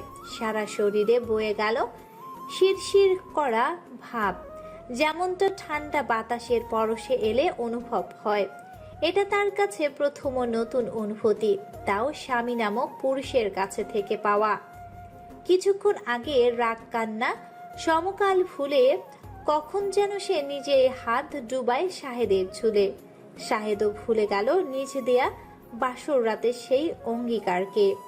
আদরে আদরে লেপটে দিল প্রিয়তমাকে নিজ ভালোবাসার পরশে। লিলির বাধাগুলো যেন হারালো অচিন কোনো এক পথ ধরে। মোহ ভুলানো ভালোবাসা, আদর করা ঘোরের নেশা, মেতে থাকতে চায় অঙ্গ জুড়ে বিচরণরত স্পর্শে গভীরে।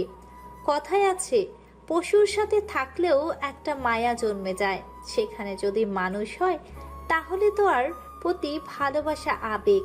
শাহেদের কেয়ার ভালোবাসা সবকিছু খুব তাড়াতাড়ি লিলির মনে জায়গা করে নিল। শ্বশুর শাশুড়ির আদরবিহীন সংসারে একাকিত্বটা শাহেদ বুঝতে দিল না। মাঝে মধ্যে মামা মামির সাথে দূর সম্পর্কে আত্মীয় স্বজন দেখা করে যেত। এদিকে কখন যেন মায়া থেকে ভালোবাসা হয়ে গেল সময়ের স্রোত ধরে, সে কথা শাহেদকে আর বলা হলো না। প্রথম বছর পেরিয়ে দ্বিতীয় বছর যখন তাদের বিবাহ বার্ষিকীর দিনে পদার্পণ ঘটবে, তখনই ঘটল অঘটন, তাও আবার একসাথে দুটো। দিনটি ছিল বাঁধনহারা বাদল দিন। বৃষ্টি স্নাতে ব্যস্ত লিলির চিবুক বেয়ে প্রতিটি ফোটানো নিম্নে স্পর্শ করার আগে তাদের লুফে নিচ্ছে শাহেদের ওষ্ঠ। লিলির লজ্জিত দৃষ্টি তখন ইতি উতি করছে। নরম হাতে ছোট ছোট ধাক্কায় সরানো বৃথা চেষ্টা করতে যেয়ে আটকে যায় তারা শাহেদের বলিষ্ঠ হাতে। দুহাত পিছনে মুচড়ে রেখে পিঠে চলছে ভালোবাসার অধর স্পর্শ। আচমকা তখন শাহেদ লিলির কানে ফিসফিসে কণ্ঠে অধৈর্য গলায় বলল, আজ কেন জানি তোমার উস্টে নিজেকে ভালোবাসার কথা শুনতে ইচ্ছে করছে। জানি না মন কেন এত উত্তাল হয়ে আছে। বলবে কি সেই অমৃতবাণী? শাহেদ কি শুনতে চাচ্ছে সেটা জানে লিলি, আর সেও তো বলবে বলবে করে আর বলার সুযোগ পায়নি, হয়তো বা সেটা তার হয়ে ওঠেনি। তবে অপেক্ষারত ছিল তো সে তার স্বামী নামক প্রেমিক পুরুষটাকে ভালোবাসার মধুর বাক্যটি শোনাবে। কিন্তু আজ কাপা কাপা গলায় একবার বলতে চেয়েও বলল না সে কথা। লিলি মনে মনে ছক কষল তাকে সারপ্রাইজ দেওয়ার। ঘুরে তার বুকে মুখ লুকিয়ে উল্টো বলল, তোমার মনে আছে তোমার একটা জিনিস চুরি করার অপবাদ দিয়েছিলে আমাকে? সেই জিনিস বলেছিলে বিয়ে করার মাধ্যমে তোমাকে ফেরত দেওয়া যাবে। সেটা আমি ফেরত দেব, তাও সুদ আসল সমেত। মায়া মহব্বতের সাথে এখন আপনি থেকে তুমিতে পরিণত হয়েছে সম্বোধন। আরে আমি তো আসলে সেদিন। লিলি নিজ ওষ্ঠ দ্বারা বন্ধ করে দিল শাহেদের অব্যক্ত বাণী। হয়তো শেষ স্পর্শ তার মায়াবিনী, তাই সেও আর ব্যক্ত করার আগ্রহ দেখালো না।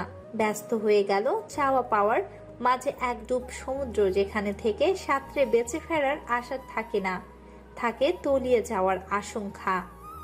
তুমি না আমাকে ভালোবাসো, এই তোমার ভালোবাসা নমুনা। এ ভালোবেসে আবার আমার মুখে তোমাকে ভালোবাসার কথা শুনতে চাও? দিব না তোমায় চুরি করা জিনিস, সাথে সুদে আসলে যে হার হেরেছেও। দিব না, কিছুই দিব না। চলে যাব, থাকবো না তোমার মতো নাটক করা লোকের সংসারে। বলেই চিৎকার করে কান্নায় এবার উচ্চস্বরে হাসিতে পরিণত হলো। হাসির মাঝেও ভিজে ওঠা চোখ খুব ভালোভাবে পরিলক্ষিত।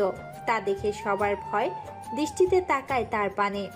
মেয়েটা যা মতিগতি, পাগল না হয়ে যায় শেষে, তখন আবার অ্যাসাইলেমে কে দৌড়াদৌড়ি করবে। কথায় আছে, হাতি যখন গাতায় পড়ে চামচিকাও লাথি মারে। কি এটাই মনে করেছে তো? হুম, এত সহজে তোমাকে তো আমি মুক্ত করে দেব। আমার মনের মধ্যে যে ভালোবাসার বীজ বপন করেছো, তার ফল এখন কে ভোগ করবে? সেই ভালোবাসার বীজ যে আস্তে আস্তে আমার পেটে বেড়ে উঠছে, তাকে কে কোলে নিবে? কাকে বাবা বলে চিনবে সে?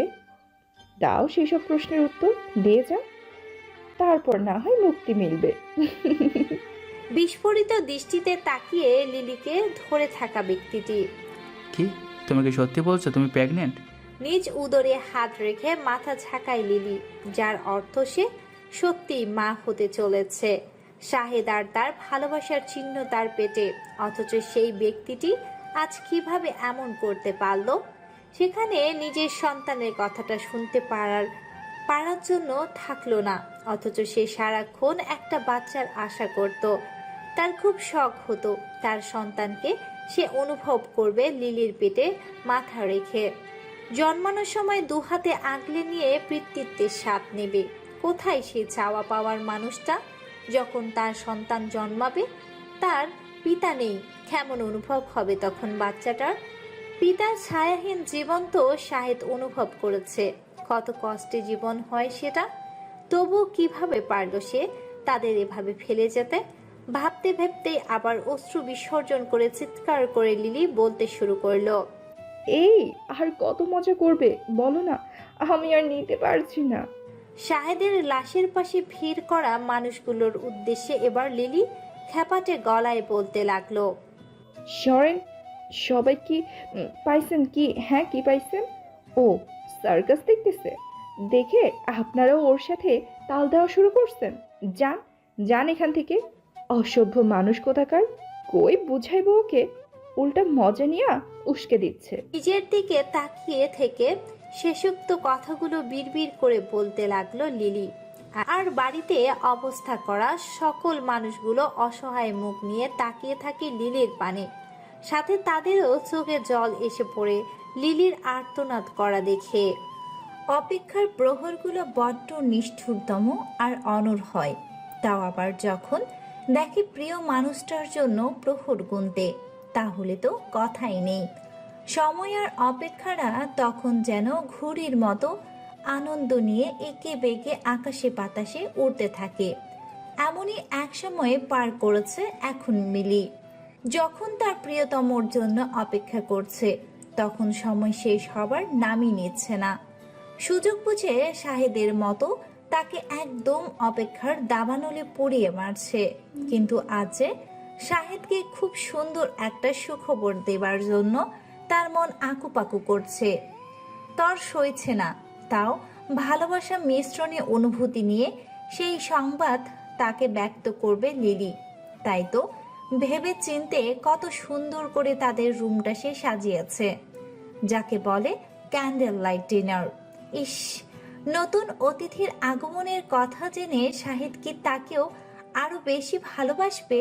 লজ্জায় মরমে তার মনে যেন ইচ্ছে করছে। দুহাত দিয়ে মুখ ঢেকে ফেলল লিলি। গাল গরম হয়ে আসছে এখনই। লজ্জিত হওয়া নিয়ে কত যে কথা শুনতে হলো শাহেদের কাছে তাকে। বিয়ের বছর হয়ে এলো, অথচ এখনো তার লজ্জারূপ অবস্থার শেষ পরিণতি হয় না। কিছু পর আবারও ফোন লাগালো শাহেদের ফোনে, কারণ এর আগে ফোন দিয়েছিল। তখন শাহেদ এই আসতে একটু দেরি হবে বলেছিল, তাই বলে রাত 10টা পার করে ফেলবে। অপর প্রান্তে রিসিভ হলেই এক নিঃশ্বাসে লিলি আগে বলা শুরু করলো। আর কত দেরি হবে তোমার বলতে পারো? অপেক্ষায় আছি জেনেও এমনটা করছো না। মনে রেখো, এর ফল কিন্তু ভালো হবে না। আমি মার বাসায় চলে যাব, তখন বুঝবে। আরে ভাই, আমি তো আসছি, এই তো ব্রিজে আছি, তাও তুমি এমন করবে? আসার সময়টা তো দাও। ফোনটা কেটে কান থেকে সরাতেই রাতের দূর থেকে ট্রাক আসতে দেখে সে বাইকটা নিয়ে আয়ত্তে আনার চেষ্টা করলো, কিন্তু হায় বিধিবাম, কপালের লিখন না যায় খণ্ডন। বাইকটা উল্টে কয়েক দফা পাল্টি খেয়ে ব্রিজের সাথে ধাক্কা লেগে পানিতে পড়ে যেতে লাগলো। আর সে ডুবন্ত অবস্থাতে কল্পনায় ভালোবাসার প্রিয়তমা স্ত্রীটার সাথে কাটানো মুহূর্তগুলো চোখের সামনে দেখতে লাগলো। কাল রাত অবধি অপেক্ষা করতে করতে কখন যে লিলি সোফায় ঘুমিয়ে পড়েছে তার টের পায়নি। পরে সকাল সকাল কলিং বেজের শব্দে ঘুম ভাঙে, সাথে বাইরে থাকা অ্যাম্বুলেন্সের সাইরেনের শব্দেও। ভাবে হয়তো আশেপাশের কেউ অসুস্থ হবে, অথচ তখন নিজেও জানে না তার জীবনে অমূল্য সম্পদগুলো হারাতে বসেছিল। একটা হাই তুলতে গেলে তার খেয়ালে আসে শাহেদ দেখি এখনো আসেনি। তাকে একা রেখে শাহেদ কখনোই দেরি করে বাড়ি ফিরে না।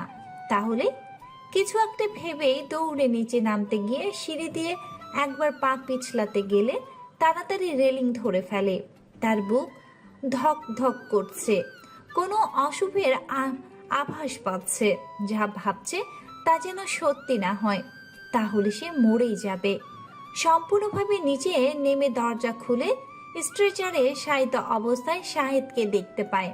আর তখনই পাগলের মতো প্রলাপগুলো বলছিল, তুমি বুঝতে পারছো না কেন সে মা হতে চলেছে? শাহেদের বাচ্চার মা। মালিক হবে তখন বাচ্চাটা আর লিলি। অথচ আমরা সুখে দুঃখে অসুখে বিসুখে গাধার খাটুনি খেটেছি, আর তার প্রতিদান কি পেলাম? আর এখন কিনা কদিনে আসা ছেমড়ি এসে ভাগ বসাবে সন্তান সহ। তো এখন কি করব তুমিই বলো। নিজের স্বামীর কানে কানে কিছু একটা বলে ইতিউতি করে চারদিকে চোখ বুলিয়ে দেখলেন শাহেদের বড় মামি। এমনিতেই দরজা ভেজানো, কেউ দেখার মতো নেই।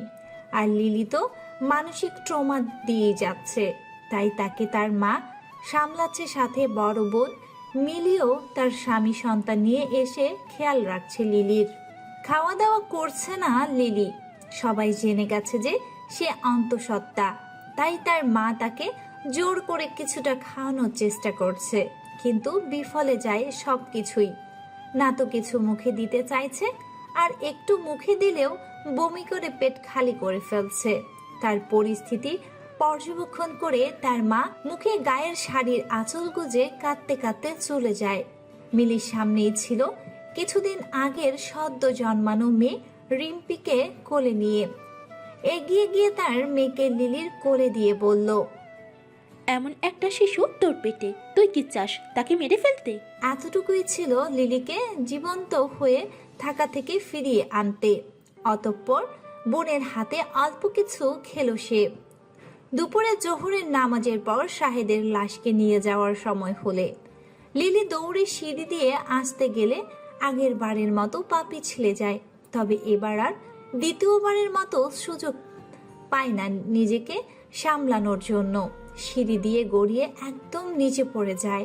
নিম্নাংশের রক্তে প্রভাবিত হয় পুরো ফ্লোর। আর তার চক্ষুদয় দেখে চারজন ব্যক্তিকে খাটিয়া ধরে তার প্রাণপ্রিয় স্বামীকে নিয়ে যাচ্ছে। অতঃপর চক্ষুদয় মুদে আসে, ঢলে পড়ে অজ্ঞান তরে। সত্যি করে বলতো, লিলিকে কে বলছে খবরটা? বিশ্বাস যাও, আমি তখন নিচে রিম্মির জন্য দুধ গরম করছিলাম। আমি বলিনি যে শাহেদের লাশ নিয়ে যাওয়া হচ্ছে। মিলের কথা শুনে বেশ চিন্তিত হলেন তার মা মিসেস সালেহা। কে তাহলে এমন কাজ করলো? তিনি মিলিকে না করেছিল যাতে শাহেদের মৃতদেহের নিয়ে যাওয়ার ব্যাপারে লিলিকে না জানানো হয়। কারণ মেয়ে এক তো পাগলামি করছে, শাহেদের সাথে নাকি বিড়বিড় করে কথা বলে, আবার এই হাসি তো এই কাঁদছে। কিন্তু যেই ভয়টাই পেল তাই হলো সবশেষে। বাচ্চাটাকে আর বাঁচানো গেল না। অন্যদিকে লিলির অবস্থাও শোচনীয়। 1-1.5 মাসের প্রেগনেন্সির সময়টা বেশ ঝুঁকিপূর্ণ। তাই সিঁড়ি থেকে পড়ে যাওয়ার ধাক্কাটা সামলাতে পারেনি, যার কারণে বাচ্চার রইল না। আবার লিলিও এখন বাঁচা মরার মধ্যখানে ঝুলছে। দীর্ঘ 15 দিন হসপিটাল থেকে আসার পর কেমন জানি চুপচাপ হয়ে গেছে মেয়েটা। শান্ত নীরব মনস্থর কাজ করতে তার মধ্যে। না আগের মতো কথা বলে, না সময় মতো খায়, আর না ঘুমায়। জীবনটা তার কাছে বেঁচে থেকেও না থাকার মতোই অবস্থায় দাঁড় করা। স্বামীর বাড়িতেই পড়ে আছে সে, তবে তার মার সাথে থাকে এখন। মাঝে মাঝে মিলে এসে দেখে যায়। শাহেদের মামা মামিও থাকে সাথে। কদিন ধরে একটু তর্কাতর্কি করছে তারা, কারণ লিলির মা কেন এ বাড়িতে থাকবে, এখানে তার কি কাজ, মেজামাইয়ের বাড়িতে থাকতে তার লজ্জা করে না? আবার বসে বসে বিধবা মেয়ের সাথে তাদের অন্ন ধ্বংস করছে। আজ বেশ উঁচিয়ে কথাগুলো বললেন শাহেদের মামি। আগে তেমন একটা উচ্চ স্বরে বলেননি, কিন্তু আজ না বলে থাকলেন না। কথাগুলো ধীর স্থির হয়ে বসে থাকা লিলির কানে গিয়ে তার হৃদয়ে নাড়া দিয়ে উঠে। তবে সব নয়, শুধু বিধবা শব্দটা তাকে চারিদিকে থেকে আচ্ছন্ন করছে। শরীরটা কেমন অসাড় হয়ে আসছে, বুক চিরে চোখ বেয়ে রক্তক্ষরণ হতে চাইছে। খোলা চোখ একবার শুধু ঝাপটানো, তাতে নোনার পদ্ম পুকুর থেকে উঠলে 1 ফোঁটা জল গড়িয়ে পড়ল। নিরলসভাবে উঠে দাঁড়িয়ে রুম ছেড়ে নিচে নেমে রান্নাঘরের দিকে গেল। মামি, আপনাকে আর কষ্ট করে আমাদের খাওয়াতে হবে না, আমি কোনো না কোনোভাবে খাবার জোগাড় করে নেব। সবসময় সুন্দর আচরণ করা লিলিকে তিনি দুনয়নও দেখতে পারতেন না, সেটা শাহেদ থাকতেও আর আজও। তবে শাহেদ থাকাকালে নীরবতা পালন করলেও আজ আর তেমনটা রইল না। লিলিকে তার কোনো কারণ ছাড়াই অপছন্দ, তাই রাগান্বিত স্বরে বলে উঠলেন, তা কিভাবে শুনি বেশ্যাগিরি করে জোটাইবা? হতবিহ্বল চোখে তাকালো স্বামীর দিকে মিসেস সালেহা। মুখরা করার জোরটুকু নেই। এদিকে লিলির মধ্যে বয়ে গেছে আগুনবিহীন উত্তাপ, কান দিয়ে যেন ধোঁয়া ছুটছে। এই সেই মামি যাকে কথা বলে শাহেদের মুখ উজ্জ্বল হয়ে উঠত। ভাবনাগুলো কেমন যেন মলিন হয়ে এলো। চোখেরা জ্বালা পড়া করলেও সহন হয়ে গেল, কারণ সামনে থেকে এসব তাকে নিত্যদিনের সঙ্গী হতে চলেছে। আপনি এভাবে কেন বলছেন বেআইন? নরম গলায় জিজ্ঞেস করলেন মিসেস সালেহা। তবে স্বামীর স্বর নরম হলো না, গলায় তেজের রুক্ষ ভাষা নিয়ে বললেন, তো কিভাবে বলতাম?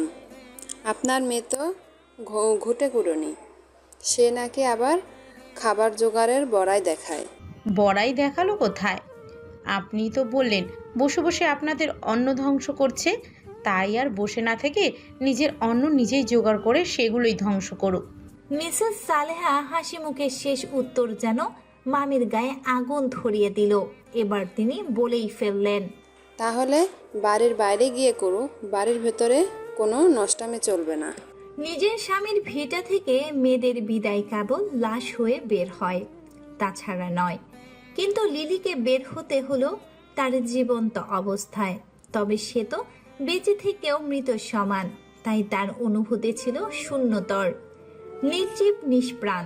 তবে ভালোবাসার মানুষটার স্মৃতি তো সেই বাড়ি জুড়েই ছিল, সেজন্য কষ্ট অনুভূতি খুঁজাতো বুকের ভিতর। যেভাবে তার অস্তিত্বটা কেই ধরে রাখতে পারল না, সেখানে এই কষ্টকে মাটি চাপা দিতে হলো। এদিকে তার মা মিসেস সালেহা রেগে আছে, কেন লিলি নিজ ইচ্ছে মতো স্বামীর বাড়িতে ছাড়ল। সেখানে তারও তো অধিকার আছে, কিন্তু লিলির কথা, সেখানে তার স্বামী নেই, সেখানে তার সম্পদ কিভাবে অধিকার হয়? আবার মামা মামিদের সাথে জোরও করা যাবে না। স্বামী হলো স্ত্রীদের শক্তি, লিলি কিভাবে তার স্বামী নামক শক্তি ছাড়া লড়াই করবে? এসব যুক্তি শুনে মিসেস সালেহা দমে গেল। নিরস্ত্র সৈনিকের মতো ফিরে এলেন পুনরায় পুরনো জীবনে, যেখানে আগের থেকেই ছিল দারিদ্র, দুর্দশার পরিবেশ। তবুও লিলি চেষ্টা করে কয়েকটা টিউশন জোগাড় করলো। এমোর মাধ্যমে এসে যে কয়েকটা টিউশন, মা মেয়ের জীবনটাই ভালো চলে যাচ্ছিল। কিন্তু মেয়ে মানুষের জীবন বড়ই গাছের মতো, সবাই এসে ঢিল ছুঁড়ে। কয়েকদিন পর থেকেই ঘটক আসা শুরু করে, আবার কিছু বয়োজ্যেষ্ঠরা এসে নানা ধরনের মন্তব্য করতে লাগলো। মেয়ে নাকি বাইরে পড়ার নাম করে কুকীর্তি করে বেড়ায়। এসব মেয়েকে সমাজে রাখলে অন্যরাও দেখে দেখে তা শিখবে। পাড়ার ছেলেগুলো সুযোগ পেয়ে তাকে পথে ঘাটে হেনস্থা করে। এসব যখন সহ্যের বাইরে চলে যাচ্ছিল দেখে লিলির মা তখন তার বিয়ে ঠিক করেন, তাও আবার বয়স্ক লোকের সাথে, যার এখন নাতি নাতনি হওয়ার সময়। মায়ের এমন কর্মে বেশ ক্ষুব্ধ হলো লিলি। কোনোভাবেই তার মাকে দমানো গেল না, তাই সে মিলির বাসায় এসে পড়েছিল টিউশন ছেড়ে দিয়ে। কয়েক মাস সেখানে থেকে গেল, যে পর্যন্ত তো না গ্রামের পরিবেশটা ঠান্ডা না হয়। এভাবেই কেটে গেল ভালোবাসার মানুষ শাহেদের বিহীন জীবন। ধপ করে মাটিতে বসে এত বছরের জমিয়ে রাখা কষ্টের অশ্রু ছেড়ে দিল লিলি। বেদনারা যেন আজ ছুটি পেয়েছে তার হৃদয় নামক বন্দিশালা থেকে। নির্মম সত্যটা যেন আজ বলতেই চাইছে, ভালোবাসার মানুষবিহীন তুমি নিঃস্ব। মেজবা পার্কের ব্রেঞ্চ থেকে উঠে গিয়ে সবুজ ঘাসে লিলির সামনে বসে জড়িয়ে ধরল। হুট করে জড়িয়ে ধরার কান্না থেমে গেল লিলির। মনে পড়ে গেল শাহেদও তো তাকে ক্রন্ধনরত অবস্থায় এভাবে জড়িয়ে ধরে কান্না থামাতো, কিন্তু এ তো তার ভালোবাসার শাহেদ নয়, তাহলে কেন ধরবে? ভেবেই জোরে ধাক্কা দিল মেজবাকে। লিলির ধাক্কায় তার ডান হাত গিয়ে পড়ল ঘাসের মাঝে থাকা ভাঙা কাচের টুকরাতে। ব্যথায় মুখ বিকৃত হয়ে শব্দ করে উঠল। লিলি হকচকিয়ে গেল, কি থেকে কি হয়ে গেল তার বোধগম্য করতে পারল না কিছু পাল। রক্তের ফোয়ারায় সবুজ ঘাস লাল রঙে তলিয়ে গেল। যখন বুঝতে পারল তার দ্বারা কেউ আঘাত পেয়েছে, তখন তাড়াতাড়ি করে অপর ব্যক্তিকে ধরে উঠিয়ে ব্রেঞ্চে বসালো লিলি। নিজের থেকে আনা ভ্যানিটি ব্যাগ থেকে প্রাথমিকভাবে চিকিৎসার সরঞ্জামের মাধ্যমে কেটে যাওয়া স্থান থেকে রক্ত পড়া বন্ধ করলো। বারবার বলছি দূরে সরে যান আমার থেকে। আমি এক জ্বলন্ত অগ্নিশিখার ন্যায়, আমার কাছে যেই আসবে জ্বলে পুড়ে শেষ হয়ে যাবে। তাই বিনীত অনুরোধ, আমার সাথে নিজের জীবন জড়াবেন না। কথাগুলো নম্র স্বরে বলে উঠে চলে যেতে নিলেই তার হাত টেনে ধরে মেজবা। পিছনে ফিরে অবাক দৃষ্টিতে তাকায়, যার অর্থ এত বলার পরও ছেলেটার মাথা ঠিক হলো না। সেই দৃষ্টি উপেক্ষা করে মেজবা দৃঢ়তার সঙ্গে বলল, জীবন একটাই, আর সেই এক জীবনে ভালোবাসা একটাই বেসেছি, আর সেটা হলো তুমি। একবার যখন জড়িয়ে গিয়েছি তখন আর পিছু হটে যাওয়ার মানুষ আমি নই। এখন থেকে তুমি আমার আপন থেকেও আপনতর, তাই তুমি করে বলবো। বলেই হতভম্ব লিলির গালে নিজের ওষ্ঠ ছুঁয়ে দেয়, আর তা লিলি কিছু বুঝে ওঠার আগেই। অতঃপর তার ছেড়ে দিয়ে পার্কের গেট দিয়ে চলে যায়। লিলি ঠায় সেখানেই দাঁড়িয়ে থাকে আর এলোমেলোভাবে মাথার পরিকল্পনা করতে থাকে মেজবার থেকে পিছু ছুটানোর। আজ যা করলো সে তাতে লিলির মন চাচ্ছে দ্বিতীয়বার মেজবার গালে থাপ্পড় নয়, যেন জেল হাজত করাতে। সকালে টিকিটেই লিলি নিজ বাড়িতে পদার্পণ করলো। আসতে মন চায়নি অবশ্য। গ্রামের জনপদের পরিবেশ তো বলার কিছু রাখে না যে তাকে কি নজরে দেখে সবাই, তবুও আসতে হলো মেজবার কারণে। মনক্ষুণ্ণ হয়ে আছে রিম্পির জন্য। মেয়েটার সঙ্গ তার ভালো লাগে, তাও আবার বিশেষ করে মন খারাপের সময়টাতে। মিলি ফোন করে আমাকে বলল, তোর নাকি ওদের এখানে থাকতে ভালো লাগছিল না, তাই এসে পড়লি। তা কি এমন হয়েছে সত্যি করে বলবি? কারণ হঠাৎ করে ভালো না লাগার কারণ ওখানে তৈরি হওয়ার মতো নয়, মনে হচ্ছে অন্য কিছু ঘটনা সেখানে জড়িত। মিসেস সালেহা সন্দেহের নজরে মেয়েকে পরখ করছে। এক জায়গা থেকে মাত্র আসছি, এর মধ্যে তুমি আবার শুরু করো না। এখানে তো সবার আগে তুমি অশান্তি শুরু করো। উচ্চস্বরে কথাগুলো বলে রাগান্বিত হয়ে গটগট করে চলে গেল সে নিজের রুমে। একতলা ছাদযুক্ত পাকা বাড়ি, স্বামী রেখে যাওয়ায় একটু ভিটামাটি থাকে মামের। লিলি বেশ গোছানো ধরনের মেয়ে, তাই তার রুমে সবকিছু পরিপাটি পাওয়া যায়। নিজ রুমে গিয়ে এক সেট সাদা সালোয়ার কামিজ নিয়ে লাগোয়া ওয়াশরুমে চলে যায়। ফ্রেশ হয়ে বেরিয়ে ভিজে কাপড় চোপড় উঠোনে দড়িতে রোদ দিতে গিয়ে দেখে পাশের বাড়ির খালাম্মা তার মায়ের সাথে বসে পান চিবোচ্ছে আর কথা বলছে। আসা মাত্রই প্রতিবেশী পদার্পণ শুরু হয়ে গেছে। শান্তি আর মিলেছে, যেখানে যে অশান্তির মাঝেই বসবাস করছে। এর মধ্যেই মহিলাটির নজর তার উপর পড়ে, দেখেই হাত ছেড়ে ডাক দিল। অগত্যা তাকেও যেতে হলো মহিলাটির সামনে। গিয়ে যতটুকু লিলি শুনতে পেল, তা তোমার ছোট মাইয়া ডারে কি আবার বিয়া দেওয়ানোর কোনো ইচ্ছা নাই? আর কত ঘরে বইয়া রাখবা? একে তো মাইয়া মানুষ করিতে বুড়ি, হ্যারুপে আবার বিধবা। গ্রাম হোক কিংবা শহরাঞ্চল, সব জায়গাতেই মেয়েদের কথা এখনো কোনো মূল্য দেওয়া হয় না। তারা পুরুষ মানুষের পদতলের যোগ্য মনে করে সকলেই। হাজার হোক মেয়ে মানুষ শিক্ষিত বা অশিক্ষিত, তারা পুরুষের সংসারে গিয়ে সে চুলো গুতাতেই হবে, আর সেটা যৌবনে থাকতেই হতে হয়। সংস্কারচ্ছন্ন গ্রামীণ এই তথ্যটা এখনো কিছু কিছু উন্নত শহরাঞ্চলে বহমান। না হলে নারী হয়ে গেলে বুড়ি থুরথুরি চামড়ায় মহিলাদের কেউ বিয়ে করতে চায় না। জোয়ান থেকে বুড়ো সকলেই চায় নবযৌবন প্রাপ্ত কিশোরী মধু পান করতে। বয়স্ক খালাম্মার কথায় পিঠে লিলির কড়া জবাব। কুড়িতে যখন বুড়ি তখন তো দেখতে গেলে আমি কুড়ির ওপারে।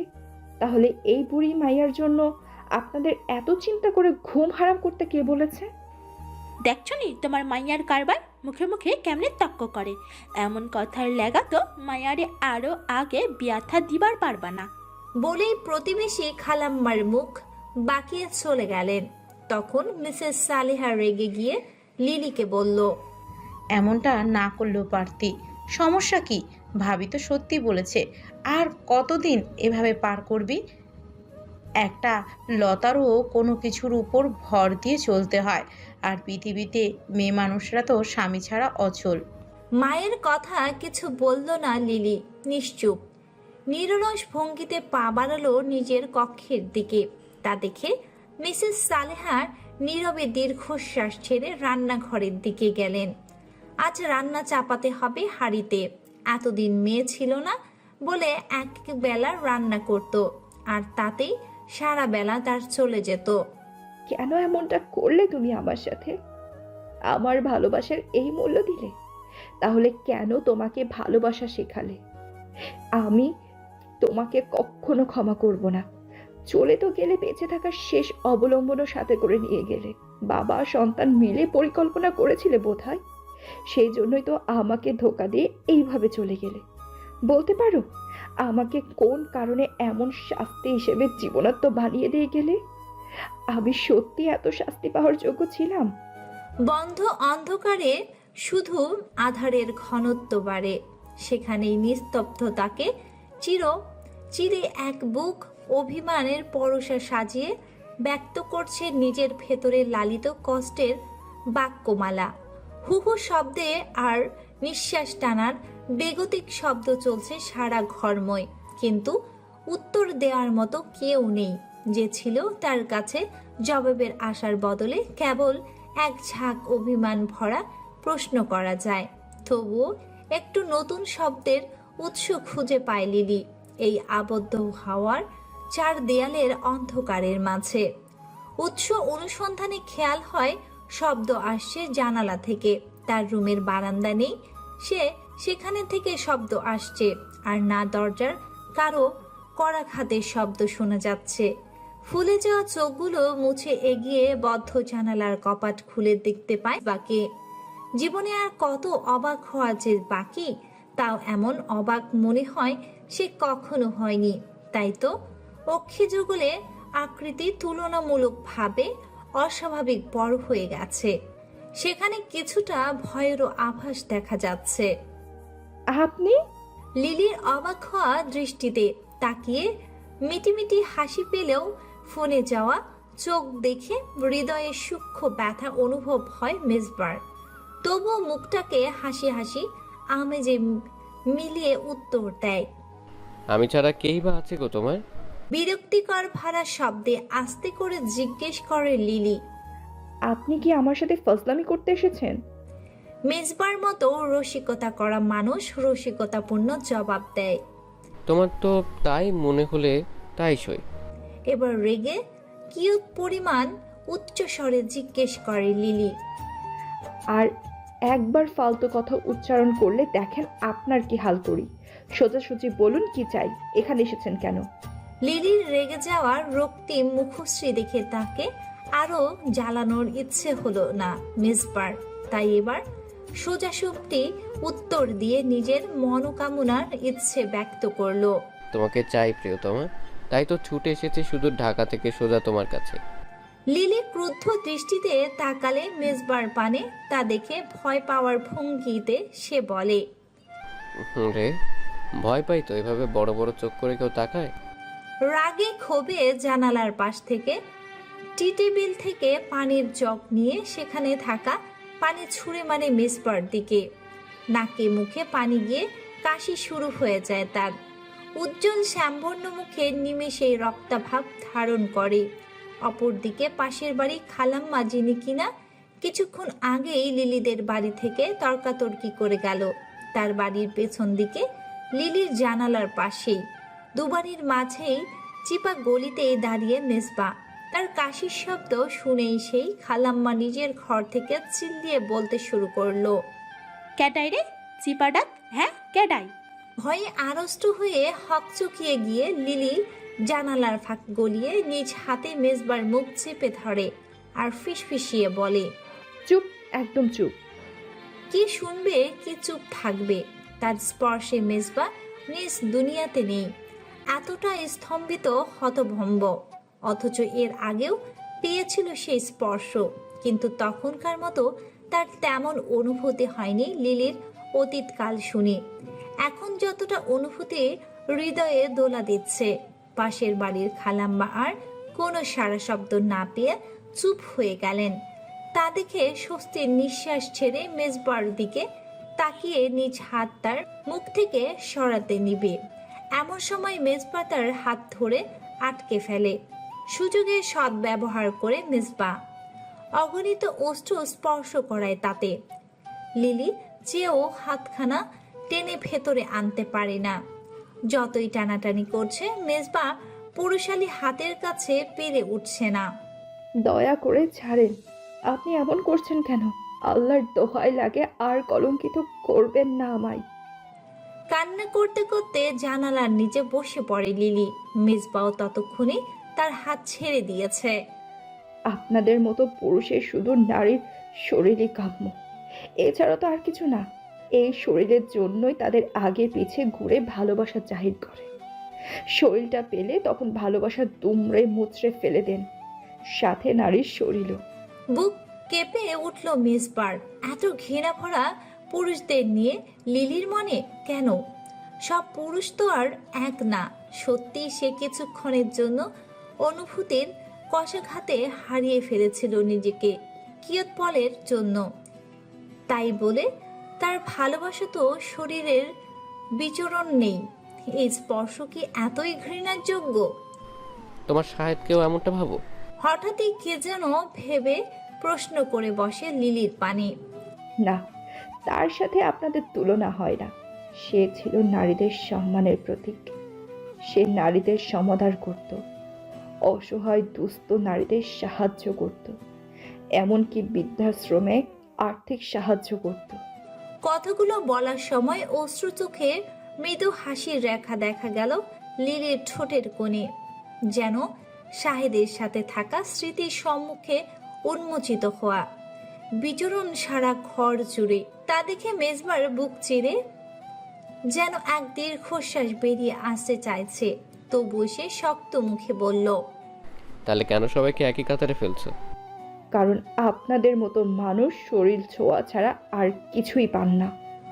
ঘৃণ্য দৃষ্টিতে রাগান্বিত শব্দ যুগলে মেজবার দিকে তাকিয়ে বলল কথাটা লিলি। মেজবা বুঝতে পারল লিলিকে দেখে নিজের ভেতরের আবেগ বশত হয়ে স্পর্শ করাটা ঠিক হয়নি। লিলি তো আর তাকে এখনো পছন্দ করে না, ভালোবাসা তো দূরের কথা। তবুও এখানে আরো কিছু আছে যা লিলি তাকে সম্পূর্ণভাবে স্পষ্ট করে বলেনি। সেই কথাগুলো তার পেট থেকে বের করতেই হবে। মেয়েটাকে দেখে অন্তত ভালো করে চিনে গেছে যে মেয়েটা কিছুটা চাপা স্বভাবের, তবে সেটা কেবল অপরদের ক্ষেত্রে। প্রিয়জনের কাছে সে উন্মোচিত। জানালাটা বন্ধ করে দাও, আমি চলে যাচ্ছি। সেভাবেই বসে রইল লিলি। তা দেখে ছোট্ট করে একটা নিঃশ্বাস ছেড়ে চলে গেল মেজবা। জানি কথা শোনার মতো আপাতত লিলির কোনো ইচ্ছে নেই, তাই তার চলে যাওয়াটাই শ্রেয়। লিলির আসার দিন বারান্দা বন্ধ পেয়ে মেজবার বুঝে গিয়েছিল তার বাড়ি চলে যাওয়া, তাই সেও রওনা দিয়েছিল সেখান থেকে সাথে সাথেই। মেজের কাজ সেখানে বেশি দিন কিছু ছিল না, ছোট একটা কাজ দুদিনের মতো ছিল, অথচ লিলির জন্য সে এতদিন ঢাকায় অবস্থান করেছিল। একই গ্রামের মধ্যে দুজনের বাড়ি থাকায় বেশ বেগ পেতে হলো না লিলিকে খুঁজে বের করতে। আর তারপরেই দেখা করলো মেজবা লিলির সাথে। তুমি কখনো দ্বিতীয়বার প্রেমে পড়েছো? দ্বিতীয় জনকে কি তোমার কাছে প্রথম প্রেমিকের মতো করে অনুভব হয়? নিশ্চুপ অপর প্রান্তে ব্যক্তি মিলি। শেষ চেষ্টা করেও বোনকে রাজি করাতে পারল না মিলি। মিসেস সালেহা তাকে দিয়ে রাজি করাতে বলেছিল লিলিকে, কিন্তু লিলি অটল, কিছুতেই বিয়ে করবে না। উল্টো তাকে নানা প্রশ্ন করে চুপ করিয়ে দেয়। এবারের প্রস্তাব এসেছে বাড়ির পাশের এলাকা থেকে। ছেলেটা মোটামুটি ভালো, বলতে গেলেও তার পছন্দ হয়েছে। উপরোক্ত বাড়ির মেয়ে বাড়িতেই রয়ে গেল, মানে পাশের এলাকায় থাকার যাতায়াত সুবিধা হলো আর কি, যাওয়া আসার। কিন্তু লিলি যে মানছে না, আবার হুমকি স্বরূপ বলেছে এবার যদি মিলিও তাকে জোর জবরদস্তি করে তাহলে দু চোখ যেখানে যায় সেখানে চলে যাবে, হাজার খোঁজেও পাবে না। অগত্যা ফোন কেটে দিল পরাজয় সৈনিকের মতো। ছেলেপক্ষ শুক্রবার তোকে দেখতে আসবে। মিসেস সালেহার কথায় লিলি দায়সারার জবাব। তো আমাকে জানাচ্ছ কেন? দেখ লিলি, ঘাড়তেরামি করবি না। বিয়ে করবি না তো কি করবি? তোর জন্য সমাজে মুখ দেখাতে পারি না। তুই কি চাস গলায় দড়ি দেই? তাহলে বল, তাই করি। এত জ্বালা সহ্য করতে পারছি না। এবার বেশ ক্ষেপে গিয়ে উচ্চ স্বরে রাগলে জাহির করলেন মেয়ের উপর মিসেস সালেহা। তোমার দেওয়া লাগবে না, আমি দিয়ে তোমাদের শাস্তি দিয়ে যাই। ঘর ছেড়ে বাইরে উঠোনে বসেছিল লিলি। এমন সময় তার মাকে বাইরে থেকে গেট দিয়ে বাড়িতে ঢুকতে দেখে এসেই উঠানের মাঝেই সরাসরি বিয়ের সম্বোধনে বলা শুরু করে দেয়। দুদিন ধরে এসব বিয়ের কথা জ্বালা সহ্য হচ্ছে না তার, আর না সহ্য করতে পারছে সমাজের নানা কটূক্তি মিসেস সালেহা। তাই বিয়ে এবার মেয়েকে তিনি যে করেই হোক দিয়েই ছাড়বে। আর এসব শুনে লিলিও বুঝে যায় তার মা ঘটকের বাড়ি থেকে পাকা কথা সেরে এসেছে। এবার আটঘাট বেঁধে তার বিয়ে দিয়েই ছাড়বে। কিন্তু তা তো সে হতে দেবে না। মনে যে শাহেদ গভীর ছাপ ফেলেছে, সেখানে কি করে অন্যকে ঠাঁই দেবে সে? অতঃপর শেষ কথা বলে লিলি নিজের রুমে গিয়ে দরজা লাগিয়ে দেয়। মৃত্যু, সেটা তো মানব জীবনের পূর্ব নির্ধারিত একটা সময়। প্রত্যেক প্রাণীকেই এর স্বাদ গ্রহণ করতে হবে, যা স্বয়ং আল্লাহ তার প্রেরিত কোরআন শরীফে বর্ণিত করেছে। তবে মৃত্যু কিন্তু আত্মহত্যা করাকে বলে না। মৃত্যু আসে আল্লাহর তরফ থেকে আজরাইল আলাইসাল্লাম এর রূহ কবজের মাধ্যমে, সেটাতে মৃত্যু বলা হয়। আর আত্মহত্যা মানে স্বেচ্ছায় নিজের জানকে কবজ করা, মৃত্যু নয়। সেটা নিন্দনীয় ঘৃণিত কাজ বলে আখ্যায়িত হয়। আত্মহরণকারীকে আল্লাহ তাআলা কোনো হিসেবেই পর্যায়ে রাখে না। সোজা জাহান্নাম অবধারিত তার জন্য। বিচার কার্য দিবসে তার কোনো স্থান নেই বিচারের বা সমঝোতার মাঝে। এমনই একটা কাজ লিলির দ্বারা সংগঠিত হয়। তবে রাখে আল্লাহ এমন অবস্থা তার। একটুর জন্য বেঁচে গেছে। জন্মদাত্রী জননীও তাকে এমন জঘন্য কাজ করা থেকে ফিরিয়ে আনেন। লিলিকে তখন দরজা লাগাতে দেখে মিসেস সালেহা দৌড়ে আসেন। মায়ের মন বুঝতে পেরেছে হয়তো সম্মুখীন দুর্যোগের আভাস। যখন তিনি দেখেন কিছু সময় অতিবাহিত হওয়ার পরেও লিলি সারা শব্দ নেই আর নামে দরজা খুলছে, তখনই পাশের বাড়ির খালাম্মার ছেলেকে এনে দরজা ভাঙল। ভাগ্য ভালো খালাম্মাও তার ছেলে বউ তখন বাড়িতে ছিল না।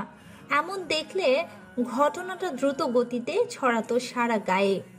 ঝুলন্ত মিলিকে নিচে নামানো হয়। ফর্সা মুখ রক্তাভ ছেয়ে গেছে। অন্যদিকে সে যে ছেলেটিকে সাহায্যের জন্য এনেছিল তাকে বুঝিয়ে শুনিয়ে পাঠিয়ে দিলেন। সে যেন এ কথা পাঁচকান না করে। লিলিকে জড়িয়ে ডুকরে মুখ চেপে কাঁদতে থাকে, যেন কান্নার শব্দ বাহিরে না বের হয়।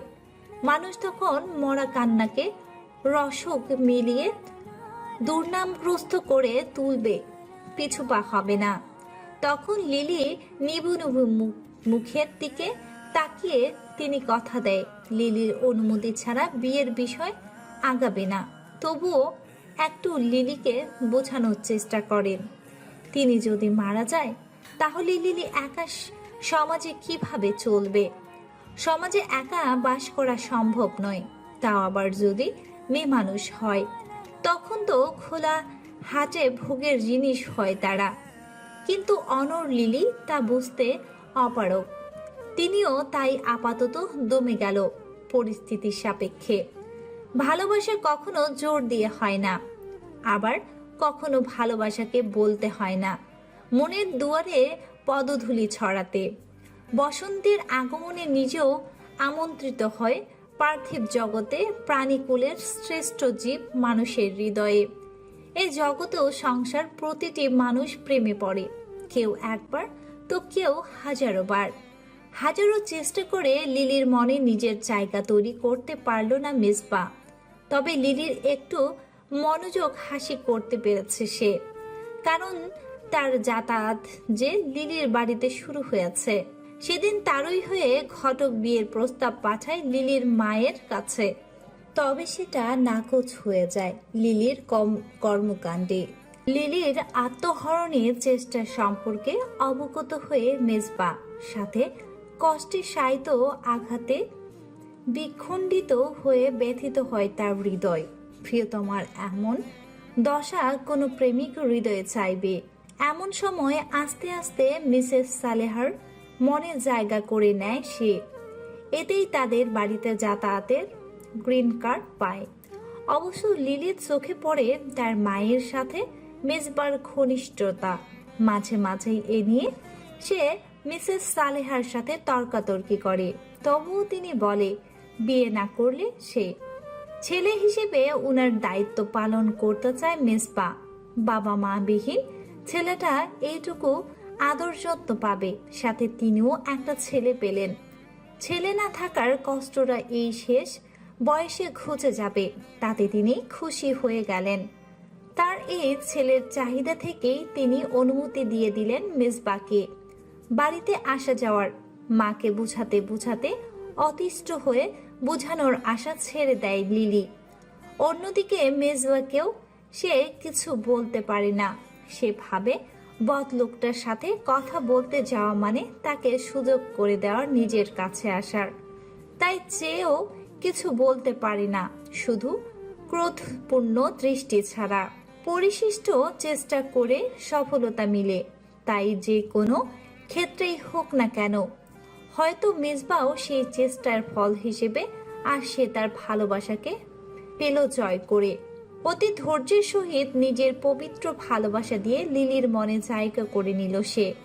লিলিও নাচে পারল না একটা মানুষ এত পরিশ্রম বৃথা যেতে দিতে। লিলি কিডনি নষ্ট হয়ে যাওয়ায় অপারেশন করাতে হবে, কিন্তু এই টাকা খরচ সে কোথায় পাবে, বা তার মাই কোত্থেকে এনে দেবে? বড় বোন মিলিও স্বল্প খরচ ছাড়া বেশি কিছু করতে পারবে না। তখন দেবদূতের মতো মেজবাই এসে হাজির হয়। যাবতীয় খরচাদি সে বহন করে তার অপারেশন করায়, সাথে এদিক সেদিকে দৌড়াদৌড়ি করে প্রয়োজনীয় ফর্ম থেকে শুরু করে চিকিৎসার জিনিসপত্র নিয়ে আসে। না খেয়ে দিয়ে না ঘুমিয়ে ক্লান্ত শরীর নিয়ে অটির সামনে বসেছিল অপারেশনের সময়। লিলি পারেনি এমন মানুষের ভালোবাসাকে পায়ে ঠেলে দিতে, তাই তো হাত বাড়িয়ে দিয়েছে, সাড়া দিয়েছে মেজবার ভালোবাসার ডাকে। শুধু অপেক্ষা তাদের বিয়ে নামক বন্ধনে আবদ্ধ হতে।